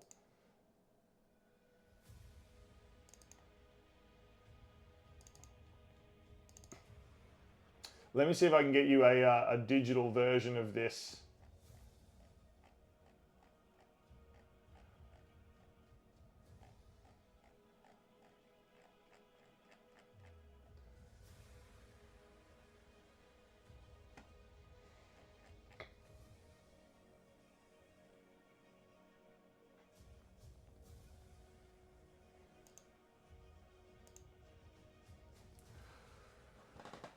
Can Remy investigate? You sure can.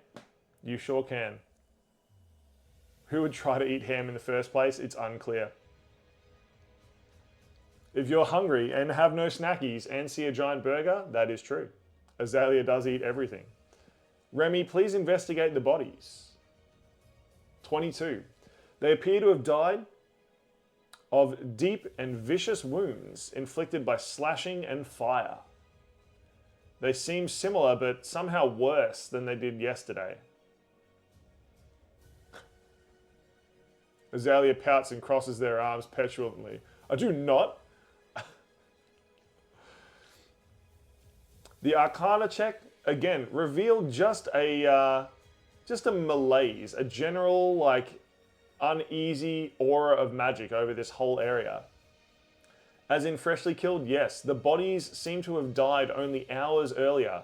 Whatever happened here, you just missed it. And looking up at the manor house on the bluff nearby, it is still smoldering. It has just collapsed. It has been destroyed only hours ago. You have just missed it. The same as it was yesterday. Or was it still today? Did you even arrive here yesterday? It is unclear. You can go to the manor. The manor house is completely burnt to the ground. There is nothing here. It is all ash. Roll your investigate, Remy.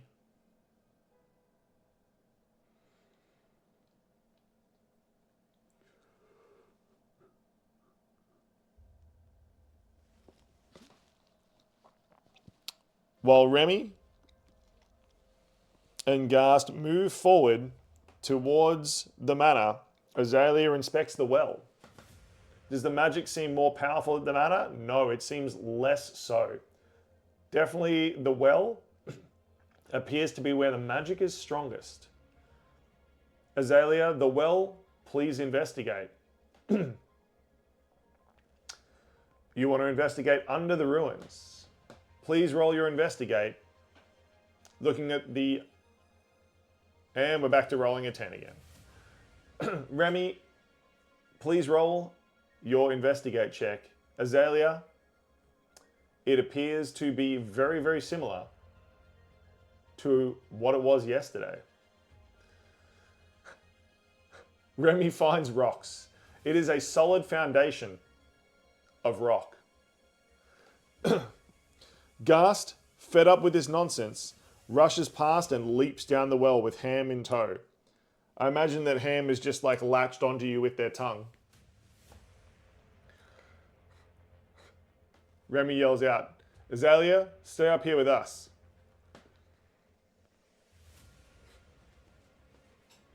Azalea has, unfortunately for Remy, leapt down the well. Tongue scarf, yep. This is wrapped around Gast. Remy, you are left up here with death and cold. Remy lets out a deep sigh, swears in French as they run and dive into the well.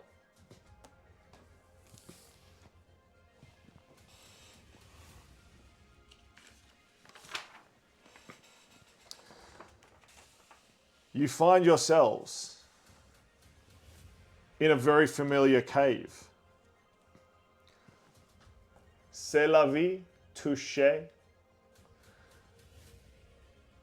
Here, you find yourself in a very familiar cave. The three springs, like holes in the ground, bubbling with fresh water as they flow out into the rest of the cave system. In the alcoves, you notice 3 stone slabs. Large, uncarved, but like tombs. Remy delays his cannonball and yells down. Encore!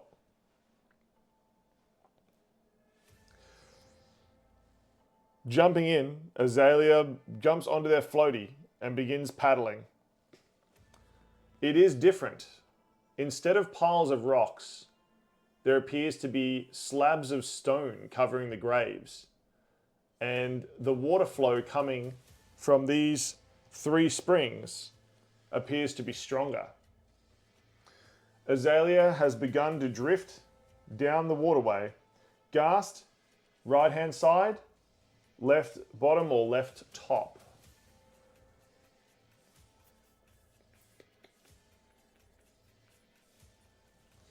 Gast leaps over to the right. Use a strength check. Can you push it aside? You feel like you're talking more you should for someone who's not playing? You're like their conscience, Mr. Shimo. I like it.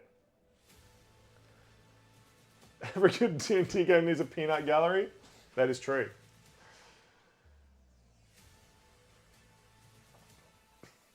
Remy dives into the well again and arrives here at the bottom. Oh, sorry. This is moved with Ghast. 16. Again, disappointed his friends aren't there to see his sweet dive. Yeah, Azalea is like floating down this way. Ghast, with a 16, you easily push it across. And inside you see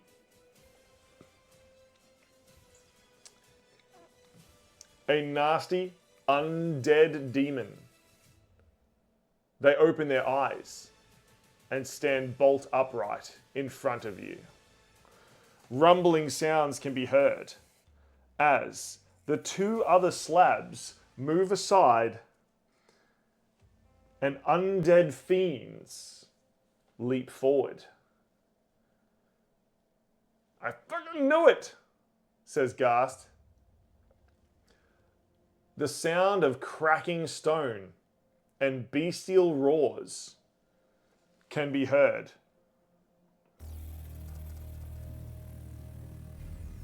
Azalea, what would you like to do? Remy, what would you like to do? Ghast, what would you like to do? Can you strike while the demon is waking up? You can indeed. Ghast, you make an attack.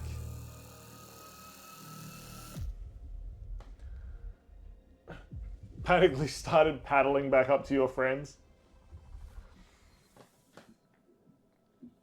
You tripped over your chair twice. Bad luck, Mr. Shimo. You furiously flurry of blows. Ghast, pummeling into them with your dragon skin oven mitts. The flames burst each time.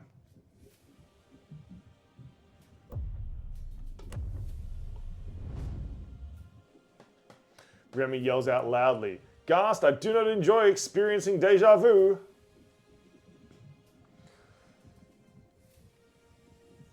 All will hit Ghast. Your flaming fists pummel the creature 4 times.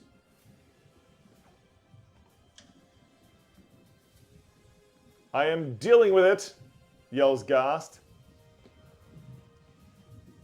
Deal your damage. Meanwhile, Remy, Azalea, you can see the undead beasts lumbering out of their tombs towards you. They're both heading towards Remy. What would you like to do?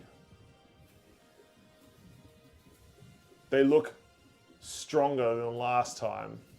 More formed, more vicious. Azalea, I guess we blast these ones? As he puts his hand to help them out of the water. Azalea leaps up, helped by Remy up onto the platform. What would you like to do?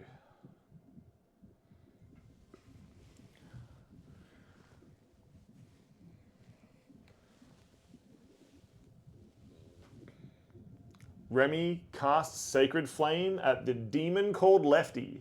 I'm not quite sure how you knew that their name was Lefty, but there you go. 44 damage. 15 is fire. Ghast, you burn the creature.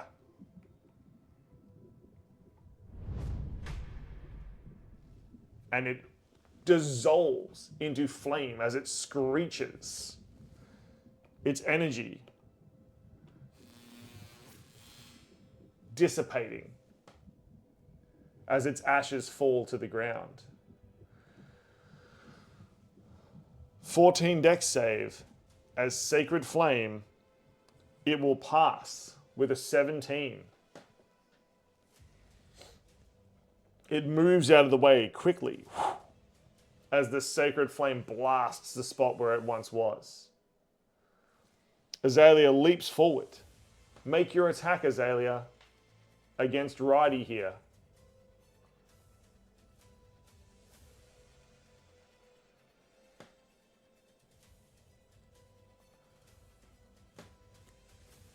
(21 to hit). Your holy blade will hit it. That was a warning shot, Remy yells, pointing at the creature. The creature smiles, bearing sharp fangs on the left side of its face. Damage 10, so 20, 30 damage. You slash the creature. As it was focused on Remy,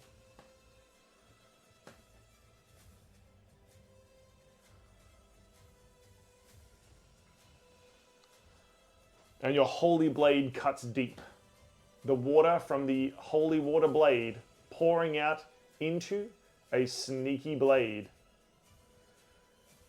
It is not. Currently, it does seem to have wings, but it is not flying or hovering. Or, yes. So, the creatures now lunge. This one leaping forward towards Remy. And this one lunging forward towards Azalea. Azalea, you are going to be attempted to be bitten. Your armor class again, please. Remy, your armor class again, please, as it tries to slash you twice with its claws. It will unfortunately hit you for 8 damage. Remy, it only hits you with one of its claws for 6 damage. They laugh maniacally, speaking in a tongue you do not understand, seeming to mock you all.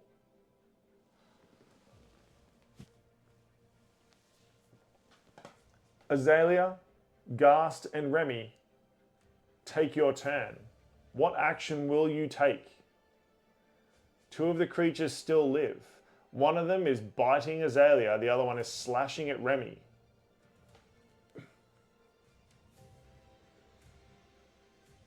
How will you deal with them? You sprint over to Remy, attempting to shove them away. And you make a flurry of blows. Remy, what would you like to do? Azalea, how will you deal with this creature snapping and snarling at your face?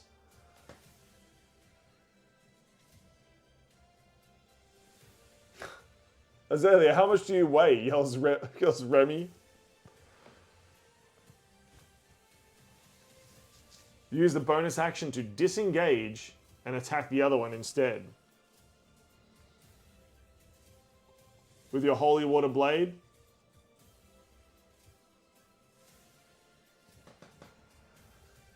(17, nat 20, 26, and 28) will all hit. Azalea also hits. Deal your damage.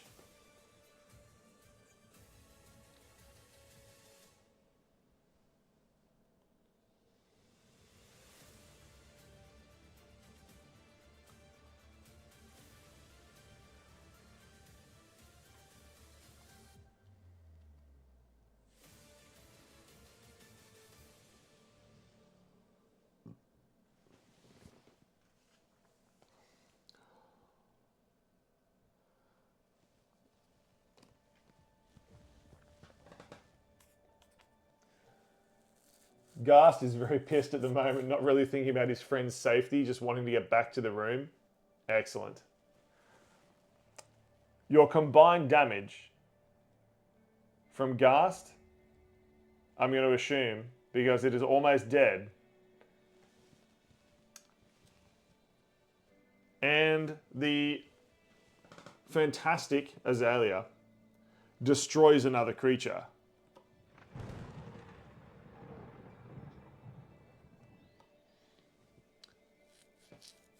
Basically, doing his 25 before rolls. Yeah, it will die, Ghast. It will die. Meanwhile, Remy, your Thunderstep, what are you doing? Remy goes and sits in the water Anything else? Realizing his friends have this?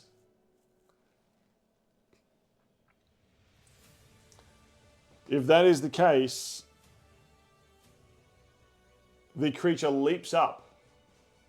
Gives the help action. Excellent. The creature leaps up and attacks Azalea again from behind. Dealing 10 damage.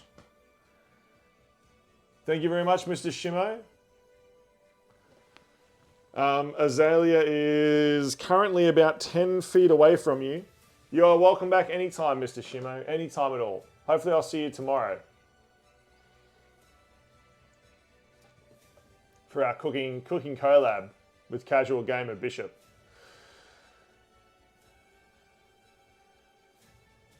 Azalea gives a fun wink towards Remy, using the uncanny dodge to halve the reaction, halve the damage.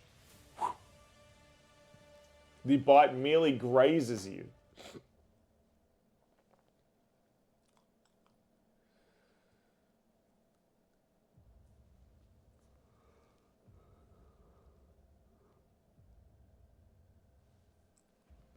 Ghast. If only she were closer. Well, I mean, potentially that uncanny dodge could move them into 5 feet of you.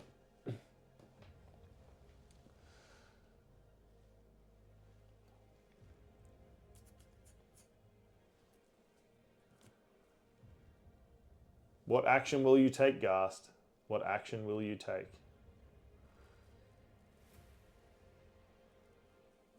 The water is warm, says Remy.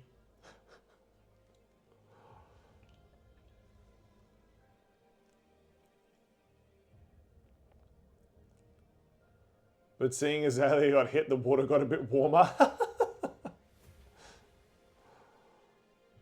It sure did. While you're sitting in the water, actually, would you like to make a perception or investigation check as you're looking around? Excellent. Arpex the spear is pulled out, and Ghast makes 2 attacks, hitting both times.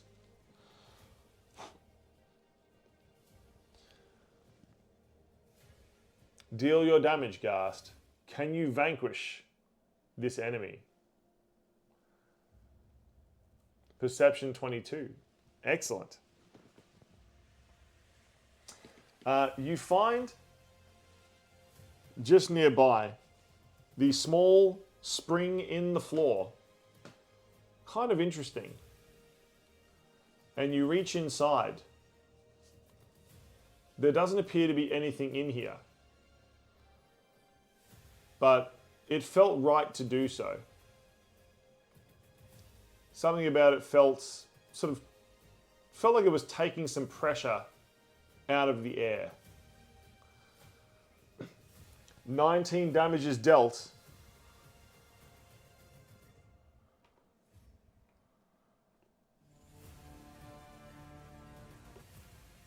The creature bursts into flames.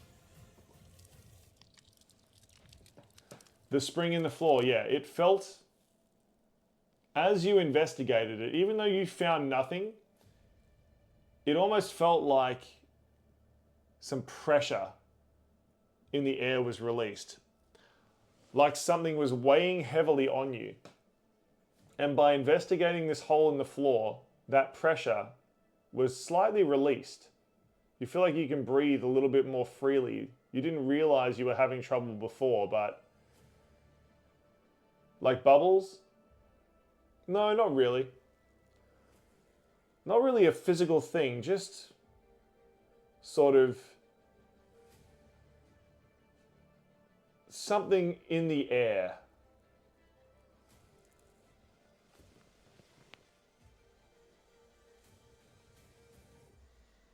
Azalea, Ghast, come sit with me, says Remy.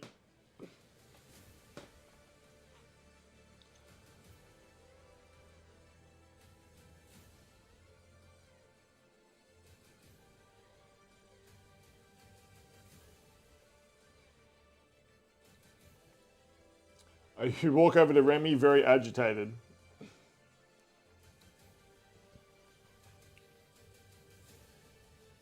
Ham is right here, says Gast, pointing. Ham is wrapped around Gast's neck like an acidic necktie. We have to get back to that room, says Gast.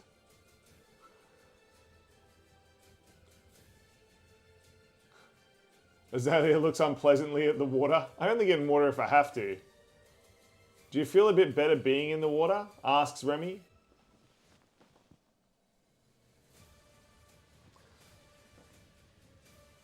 Not in this place, do you? Come sit, says Remy.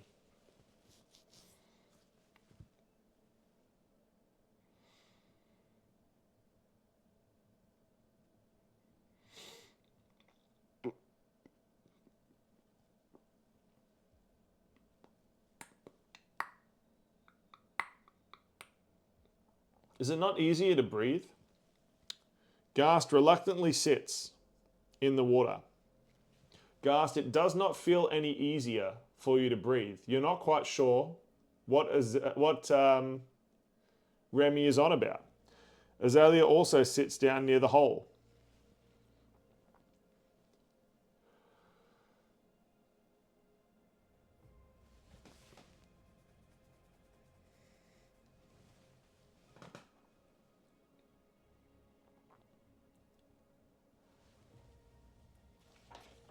Remy thinks back to the letter that was sent by Lady Stalinus.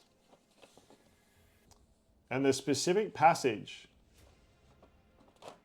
it does not feel any better to breathe for Azalea or Gast, but Remy feels like some pressure has been taken off somehow. And you remember back to the note that you read, the passage that Lady Stalinus wrote, seeming to underline and overwrite it several times. On another note, I have begun to notice a strange smell and holes appearing in the floor of the first room of the cellars. I'm sure it's nothing, but I can't help but feel it means something, so I've been inspecting each of them daily for any inevitable changes.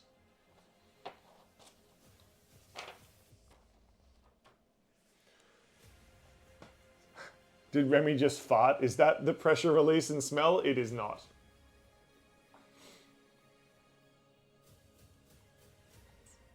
Glares and splashes water at Remy before getting her floaty and heading off.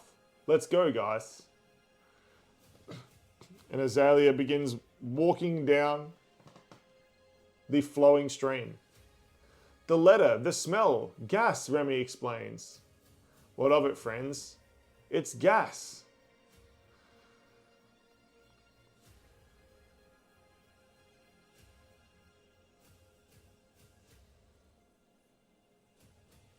The explosion of the house.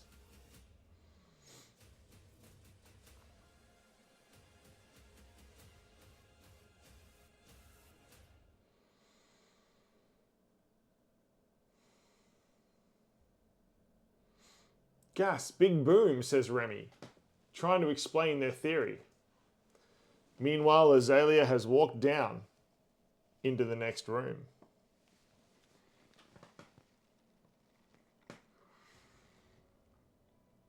Remy makes very wet explosion noises with their mouth.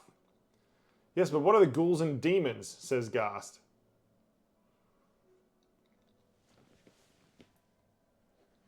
Why are you by this hole? Gast, roll perception. Remy shrugs.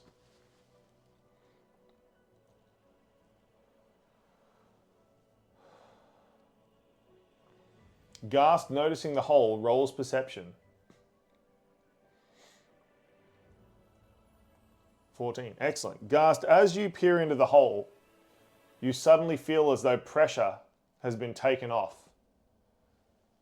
Like you sort of think a little bit clearer.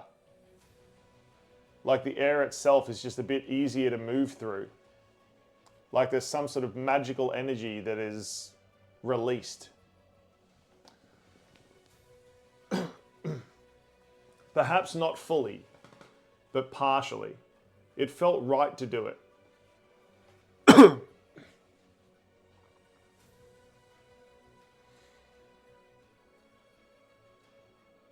Azalea, yells Ghast. How big is the hole? The hole is maybe a foot across, and only you can only sort of reach down till you hit rock about, sort of a forearm's length. Azalea comes paddling back. Remy, stay here, says Ghast.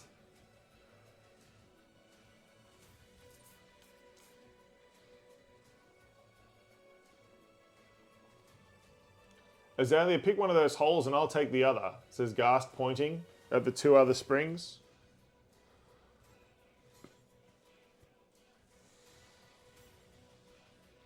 You each perceive the holes.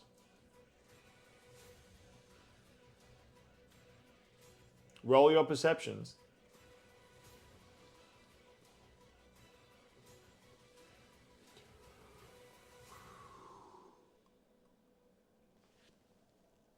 Ghast rolls a 21. Azalea rolls a 5. Ghast, you find nothing in your spring. However, Azalea, as you reach into your small spring, you find your hands wrap around a strange item that wasn't there before, and you pull it out. It is a dark hourglass called Inevitable.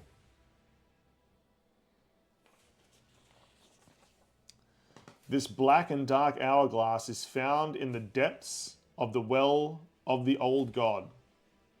This hourglass stores the essence of death within it and can be activated or deactivated as a bonus action.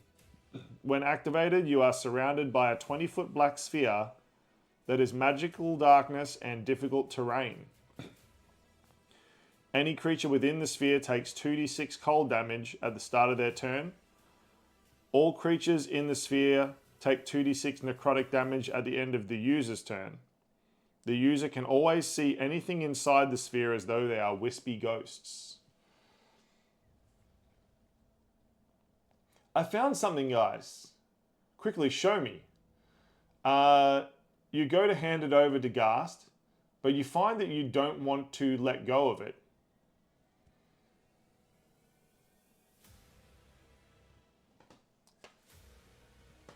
You do not seem to want to let go of the hourglass. It looks scary though, says Azalea. It is not very shiny, but it does seem old and precious. This is bad, says Ghast. Could you please roll a wisdom save, Azalea?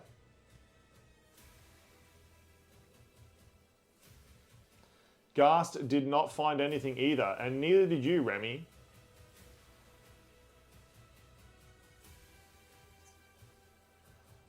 $16, excellent.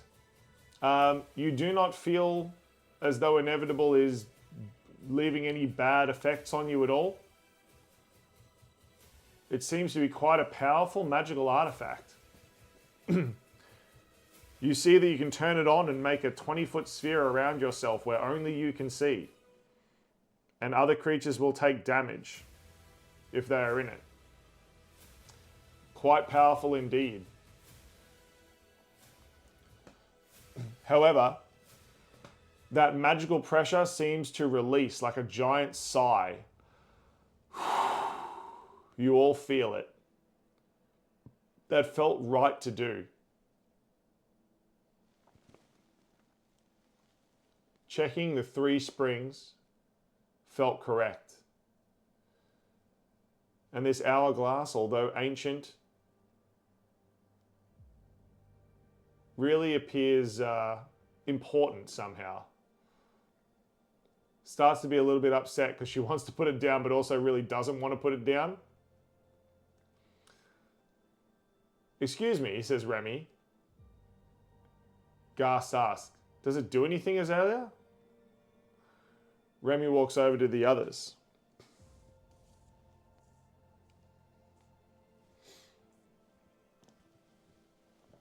It makes everything go black, and I think it might hurt you if you go into the black. Try it, says Ghast.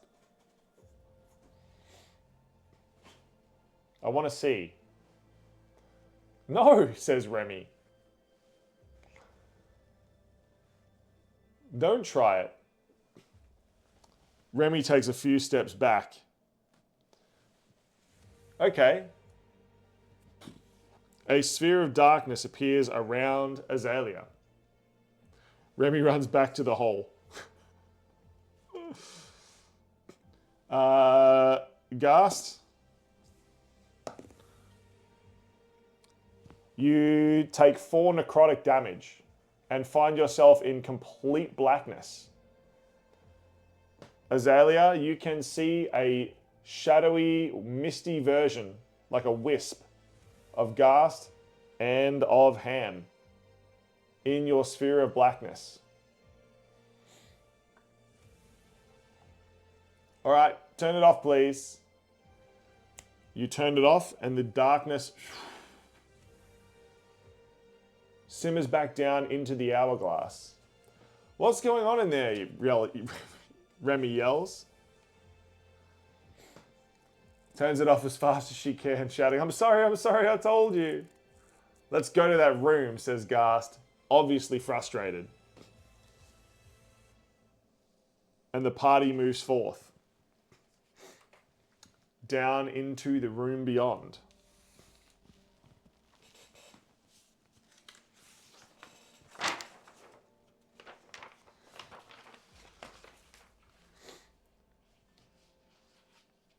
It's fine. Knowledge must be collected.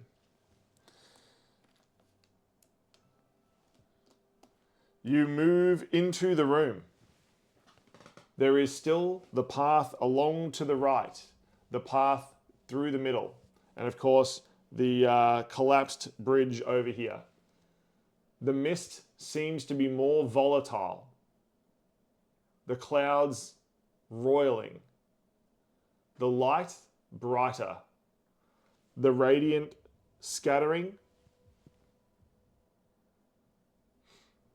Quick, let's get across before that monster thing eats us, says Azalea, pointing at the bridge. Roll perception, Azalea. Ghast moves down to the right path and peers into the mist. Roll perception, Ghast. Remy, what would you like to do? Azalea peers ahead. You cannot see a monster. Ghast, you roll a 15. Peering into the mist, you can see huge shapes below. Gigantic creatures. Remy's keeping a good 25 to 30 feet back from them. Remy's back over here near the entrance to the cave system. Scared of monsters and Azalea. Ghast, you cannot see anything clearly. Just shadows and roiling mist, hinting at large things moving. Azalea, you cannot see anything up near the bridge. To the door, yells Ghast, and moves around. Roll a perception or investigation, Ghast. Azalea runs.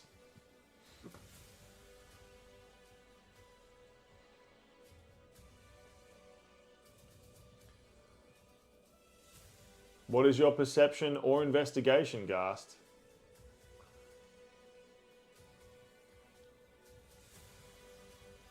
$15 perception? Excellent. You move up to the bridge as well. If you moved how far? 60 feet. You would catch up to them.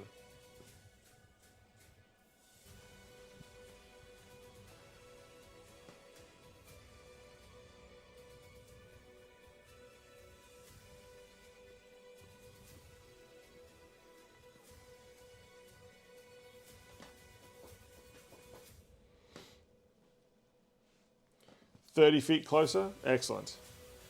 So, Azalea is running across the bridge. Ghast following.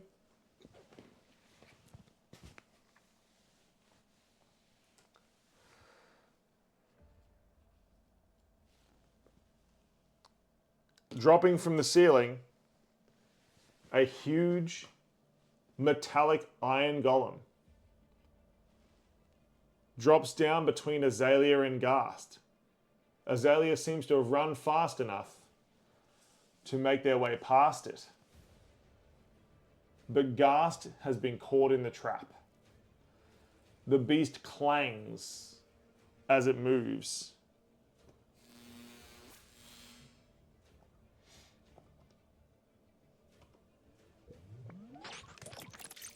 Powering up, preparing to attack. What would you like to do, Ghast? What would you like to do, Azalea? You hear the creature clang as it hits the ground. Remy, you see it. Its metal shining dully in the cave light.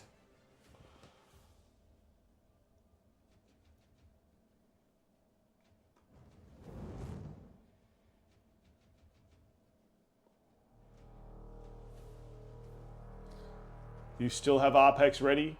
You make 2 attacks.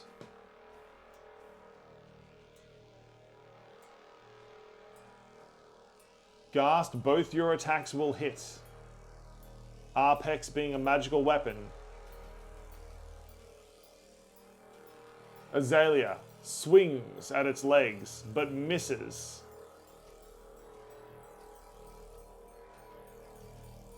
Take your damage, Ghast. The holy water blade simply smashes off and splashes on the creature's metallic legs.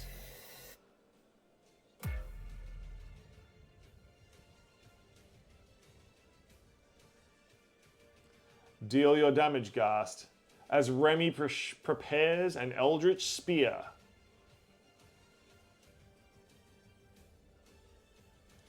$22 damage in total. You shear large chunks of metal from it, and you hear it sparking.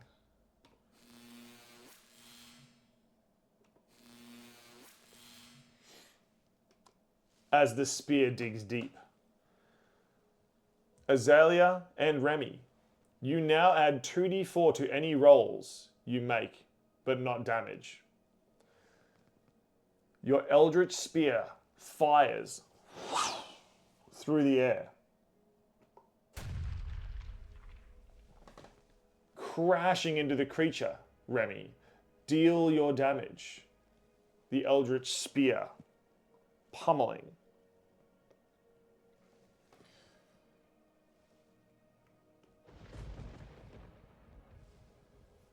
As it hits.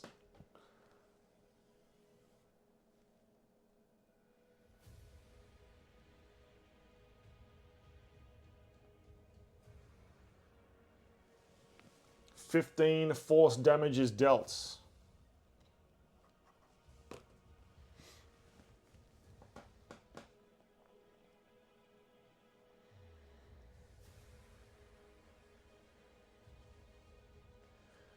$23 to hit another. Eldritch spear flies through the air, pummeling into the creature.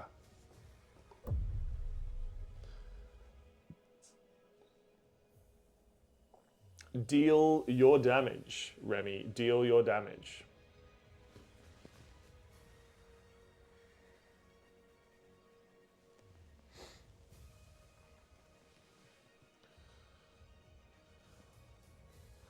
Another 20 force damage.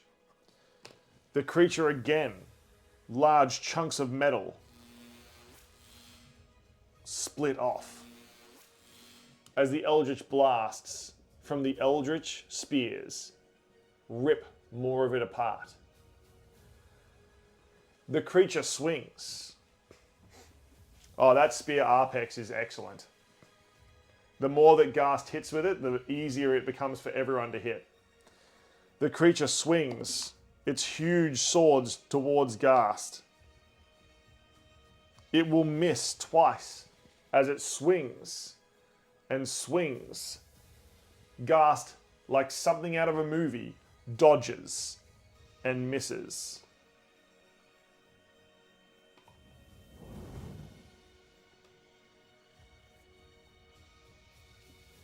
Ghast, Azalea, and Remy, make your attacks against it. The creature has unsuccessfully tried to kill Ghast. Now it is your turn. Takes another swing at its legs, 27 with 25 damage. Azalea, you have ripped one of its legs off.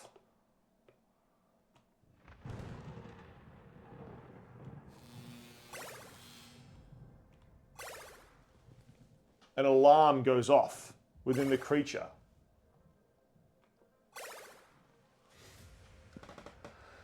Ghast stabs with Arpex 2 more times, and the Eldritch Spears fly. The 22 will hit, the 18 will not. Ghast, you hit with both, deal your damage to the creature. Can you blast your way through?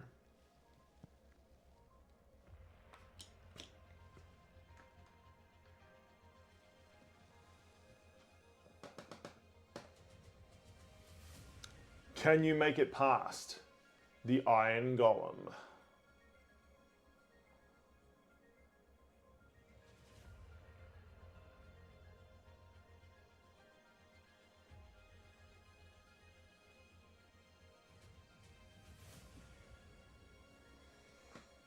$17, $23. And now everyone has 3d4.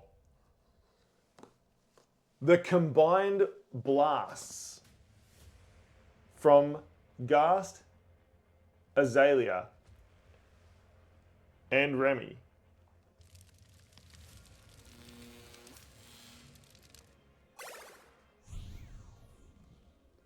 are enough for the creature to fall apart. And in the rubble, you see some objects. Roll your perception.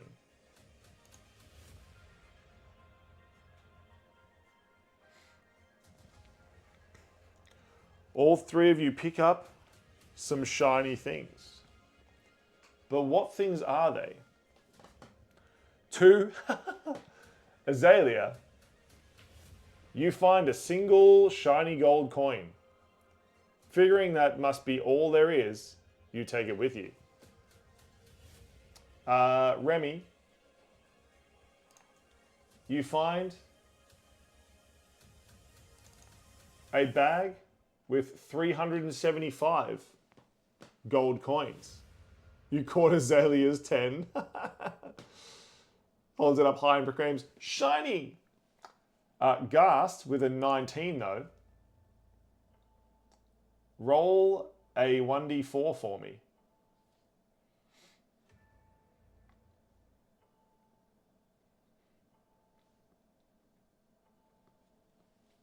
Remy is wondering why all the coin bags.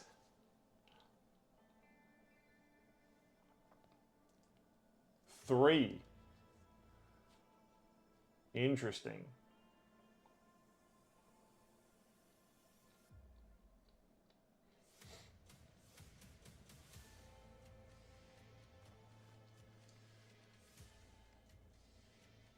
You find the creature's sword.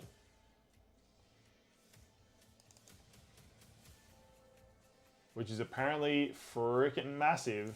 I need to resize that. How to move. Okay, let's put little friendly mimic up here. Ghast, you find a sword that the Iron Golem was using. Moi Kayotl. It is a +1 greatsword that can do bludgeoning and slashing damage simultaneously. It is a mix of both. On a successful critical hit, targets must make a DC 14 wisdom save or be affected by the spell Cause Fear. It is a terrifying weapon from ancient times. Congratulations, Ghast. It appears to be made of some sort of metal with crystalline jade insets like teeth. You did help make this one, that is true. Party. Having defeated the creature, you hurriedly move on towards the bright glowing light.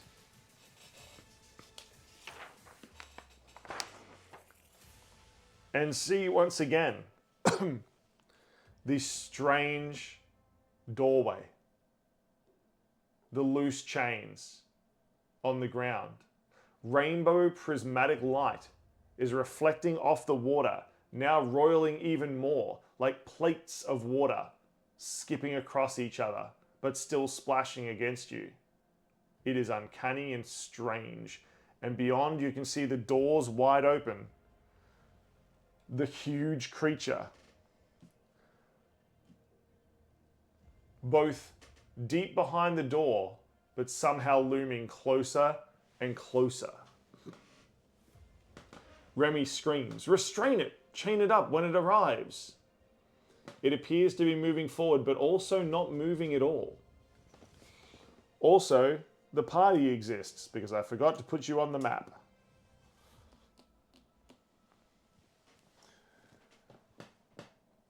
What will you do? Azalea holds out the hourglass. The creature appears to be slightly repelled by it, but not enough to hold back its advance. I know you're scared, Ghast, but run to the creature and activate your hourglass. Azalea runs forward, standing at the creature's feet. Ghast, that new weapon, can you use it on this monster? Hold here, Remy, says Ghast, and Remy waits. Azalea, you activate your hourglass and everything goes black. You hear a sound so quiet, it is deafening.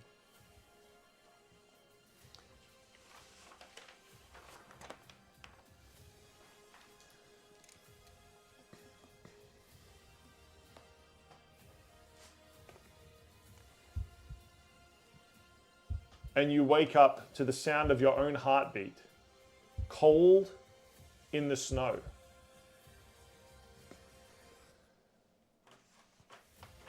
In your hand, you find a letter from Lady Stalinus.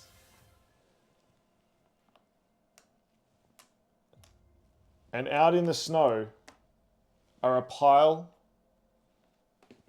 of researchers and guardsmen arrayed in a circle. What the hell? No, yells Remy. God damn it, says Ghast. Azalea begins to cry. The letter. They are all dead in a circle. The letter says, Tuesday 24th of the first days. Still no glimpse of the heroes, and glimpse has been highlighted several times and underlined. The word glimpse. Still no glimpse of the heroes, and the blackness seems to feel infinite, as though we are living each day again and again here in this cursed land. The old place must be falling apart. Although there was no wind yesterday, the storm shutters blew open, as though possessed by a demonic force. I attempted to secure the pegs on the chains again, starting with the left side and then the right, before pulling the two sides closed and locking them securely. But I felt a cold chill, as though I had missed something I should have done before this, and I can't help but fear that whatever I missed means that the window will just fly open again in the next strong breeze. Wishing I could remember what to do, Lady Stalinus. Yet another letter. The manor house, burned to the ground just hours earlier. The people arrayed in a circle, seeming to have been killed only hours earlier as well. Remy, you feel well rested. You have had a long rest. This is the first time you've ever been here. Or is it? It is unclear. Curse the gods, what foul magic is this? There is a brutal wind whipping across the mountaintop, blowing steam from the well, which catches your eye in the center of this clearing. What would you like to do, party? Remy joins Azalea and cries.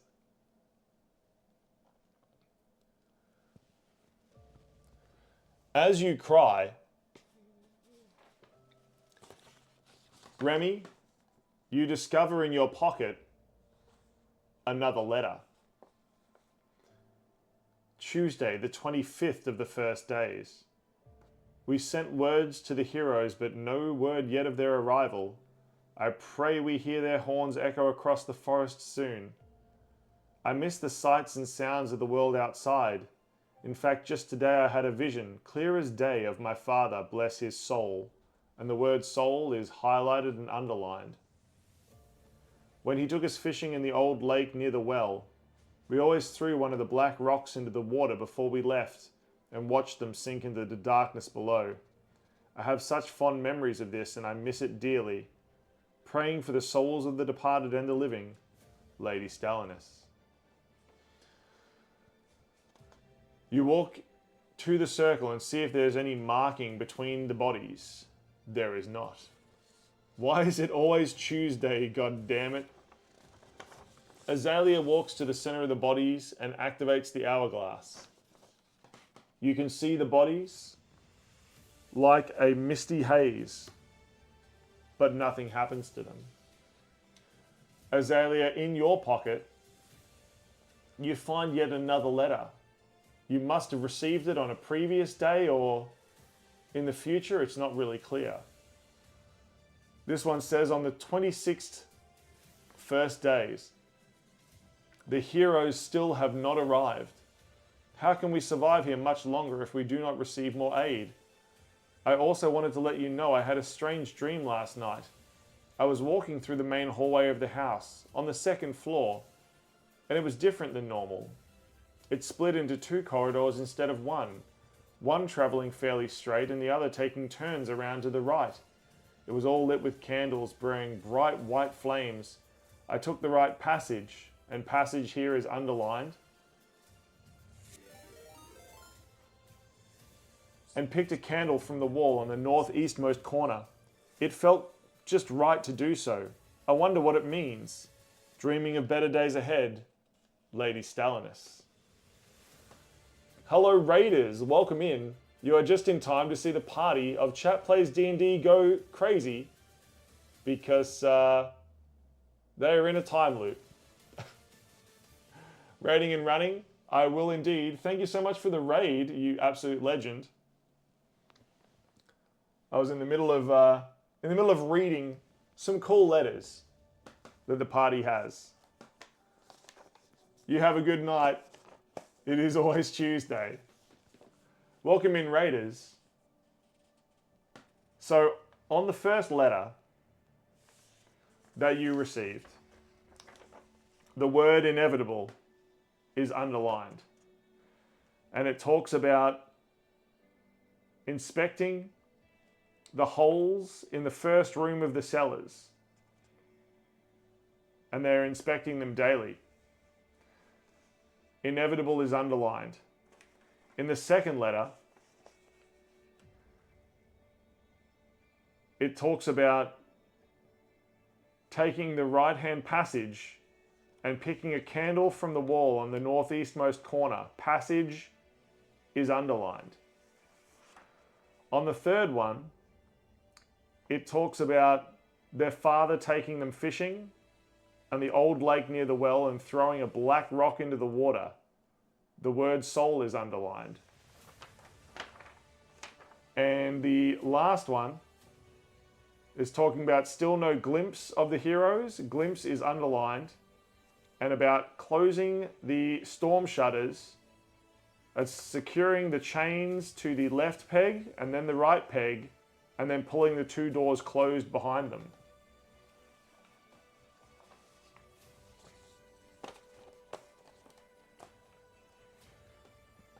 Of course, you do have the item inevitable, which you achieved after searching the 3 holes. I have it, says Ghast, leaping down the well. Azalea follows.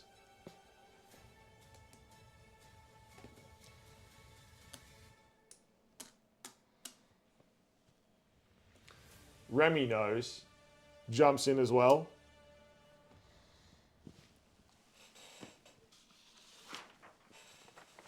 You find yourself back in the strange room.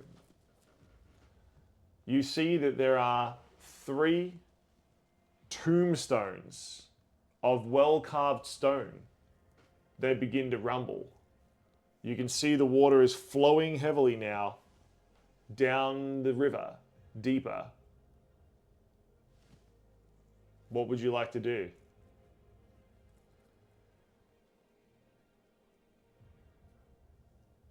What would you like to do, team?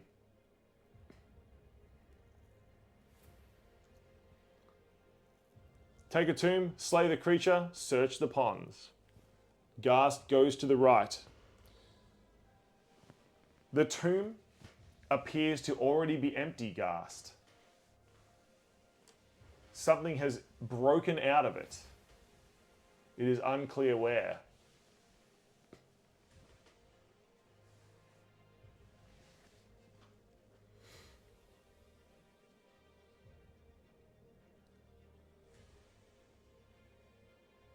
You can roll.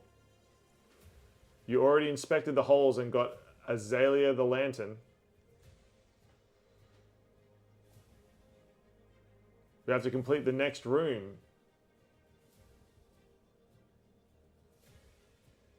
We do, says Remy. The candles, says Remy.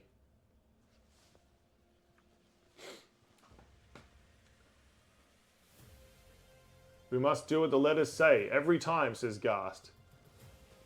Perceiving, Ghast, you check the 3 holes.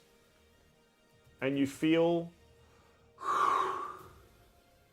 a breath of air seeming to lighten your mind.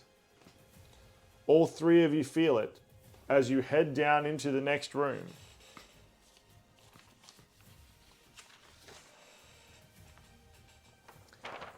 Here the mists are roiling stronger than ever. The fog cloud around with dark shapes moving deep within it. You see a path to the right and a central path through the middle. What would you like to do?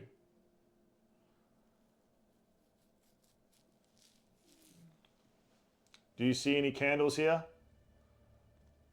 Northeast wall, yells Remy without even answering, and moves along to the northeast section. Roll your perception.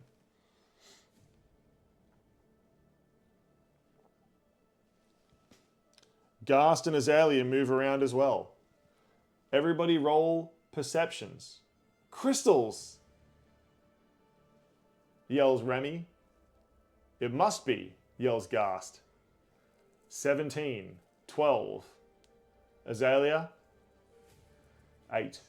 Ghast, as you touch one of the crystals, you realize as it snaps off that it is not a crystal at all, but a lantern called Passage.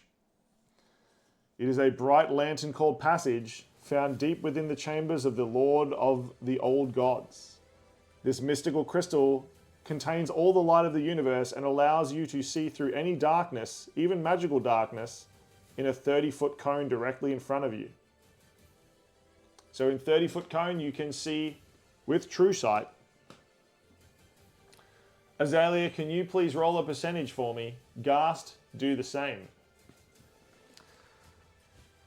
You feel like you do not want to let go of this lantern, Ghast.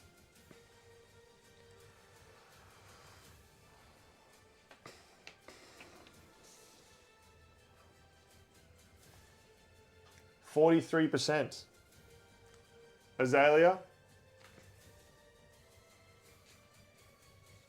53%. Ghast, as you hold the lantern, the power is too much for a mortal to bear. And now that you have claimed this lantern, it attunes to you, making you desire more and more its comforting light. Your vision fades. Your eyes turn milky white, and you become blind to everything except what the lantern shows.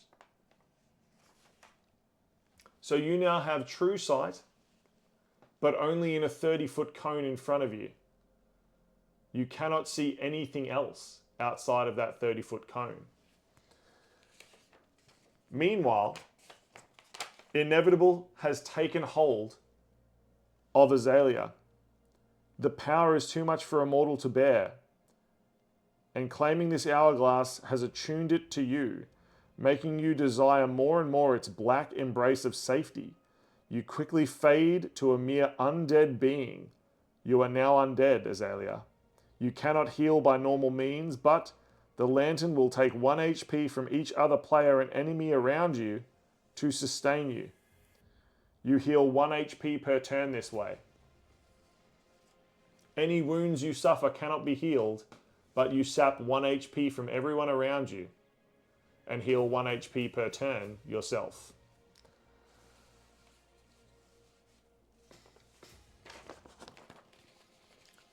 This cave seems quiet.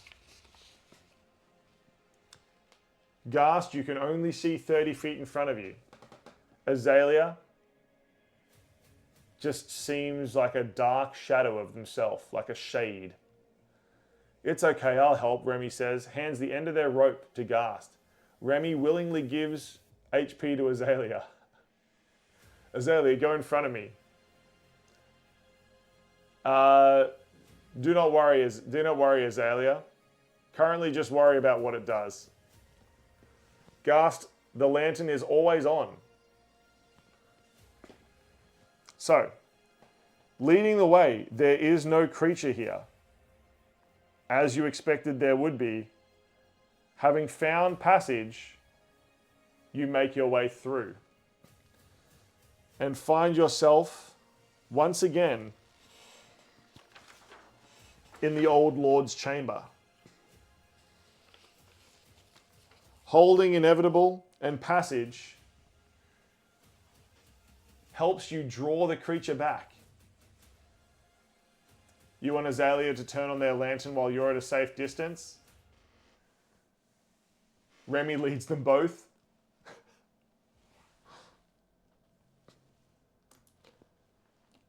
The waters here are roiling like a stained glass window that has been shattered. And the dark god stands in front of the door once again. Azalea is on the right.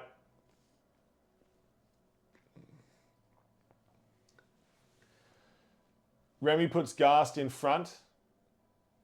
Remy leads Ghast to the left chain. Ghast, you can see the left chain. Ghast, put the chain on the peg now, says Remy. Azalea is put on the right.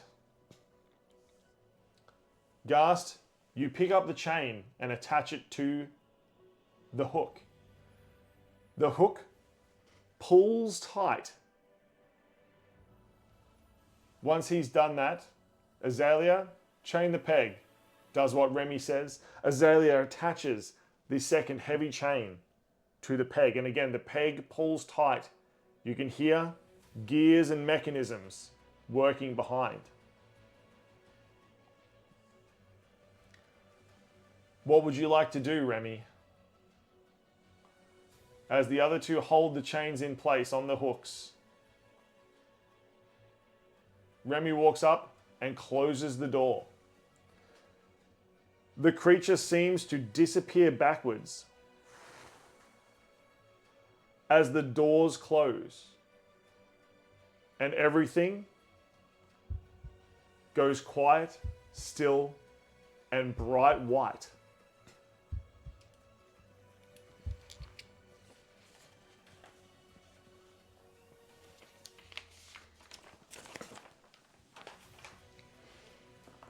As you wake up in the cave. However, this time is different. There are no dead bodies in front of you.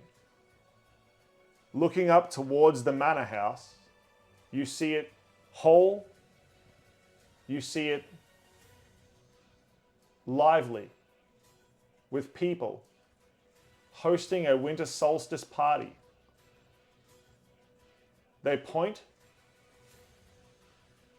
to the group of you. And the lady of the house wanders down from the long table and greets you. "Hello, I am Lady Stalinus," Remy whispers to himself. "I knew we had to close those stupid doors," then loudly yells, "Huzzah!" The lady of the house seems taken back. Of course, you must be the heroes. Thankfully, we do not need you anymore. Somehow in the night, the beasts have stopped destroying our lands, stopped attacking the manor house. The well itself seems to have been filled. It was us, you fool. Nonsense, nonsense. You've just arrived. This happened last night before you even got here. Yeah, because we fixed it, Azalea shouts. Don't be silly. How could you fix it? I just sent the messenger out with a letter a few hours ago. Now, please, I cannot allow you to stand out here in the cold. Come sit at my table. You are my guests. You pull the notes from the pocket. You don't have the letters. You do not have passage. You do not have inevitable. The letters are gone. It's as though all this never happened. You do have all the other items though, except for the cursed and except for the letters. What day is today? Why, it's Christmas Day, sir. No, it is, in fact, Tuesday. It is Tuesday the 23rd, in fact, a day before the first letter you found, the same day that was on the letter that the messenger gave you down near the tavern. Chronomancy is the worst form of magic, thinks Remy, sitting at the table, enjoying a delicious warm stew. The table itself, actually, Remy, has an enchanted board underneath, which is warming everyone's feet, which you think is lovely. But team, she tells the lady, never let anyone go down that well unless you want your house to go boom, okay?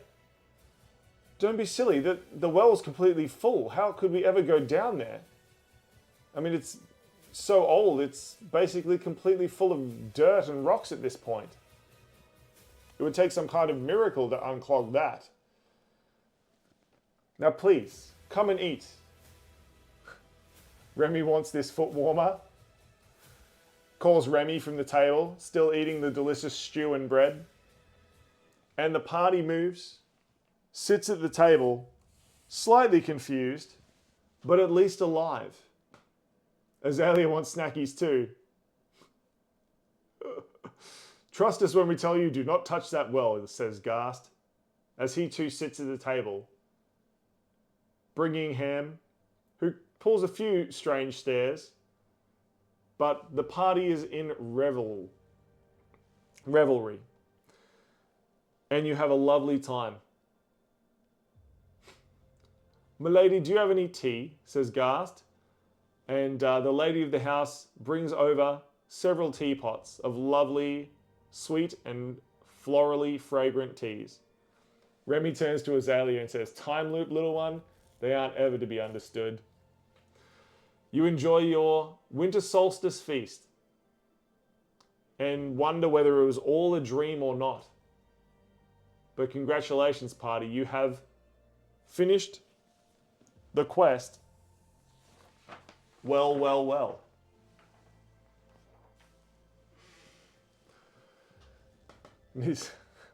Bad dream. Bad dream. Oh, well done, team. Well done. Now, the main question is, who are we going to raid now while we debrief about this bad dream of an adventure?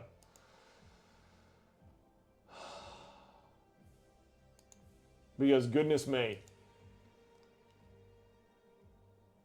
And it only took three goes, yeah. What's the most loops? There is actually 2 more items you can find as well that she hints at. One of them, if you throw the black rock into the lake, like her father taught her to do, you find soul, which is a key. And essentially it lets you do 1d8 astral damage by targeting people's astral threads. But if you roll too low, the curse will take hold and separates your body from your soul. So you have to essentially act as your soul is separate from your body. And you can of course... CG_Ose just rated with 21 viewers. Thanks, Raiders. Welcome in. 21 viewers. You have come just in time. You're absolutely crazy. Actually, everyone, please shout out, follow Casual Gamer, because we're doing a collab tomorrow. Bro, it's going to be so good. I cannot wait. Please follow this guy. The Turkey Gobble is one of the loudest, well-known vocalizations. Nice.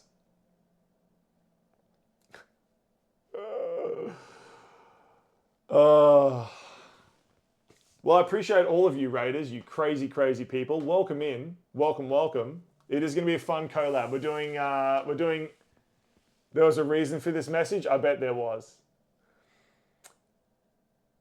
I'm not privy to it, but I'm sure there was a reason. But yeah, there was 2 more items you could have found to help you through your quest. Cannot wait to see me topless. That's going to be the beach episode, bro. You got to wait for that one. 5 minutes of his stream? Sure. Can't wait. I cannot wait to tune in the last 5 minutes of his stream. I'll watch it back. You made the last 20 minutes of just turkey gobbles? God damn it. Good night, man. Good night. I'm actually raiding out as well. So if you want to, we're going to see if we can find someone cool to raid, actually. Are any of our friends streaming? What's going on here? Harles is streaming Apex. She's awesome. We go hang out with Harles. I reckon we go harass Harles. All right, let's go harass Harles. She's awesome. Yes, you go to bed. Repeat the raid message. Do it. Do it. Has everyone got the raid message saved? Okay, we're gonna raid Harles because they're a good friend and awesome. Thank you very much. Well done, team, for completing the quest. But now we all need to go to bed.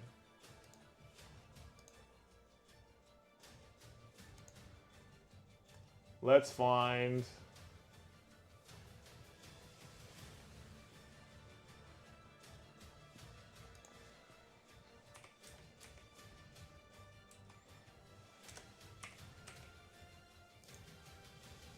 Let's start the raid, baby. What were all of you doing, taking so long to come over here, right? And we could have gone and played D&D together, but you were hanging out with Bishop over here instead.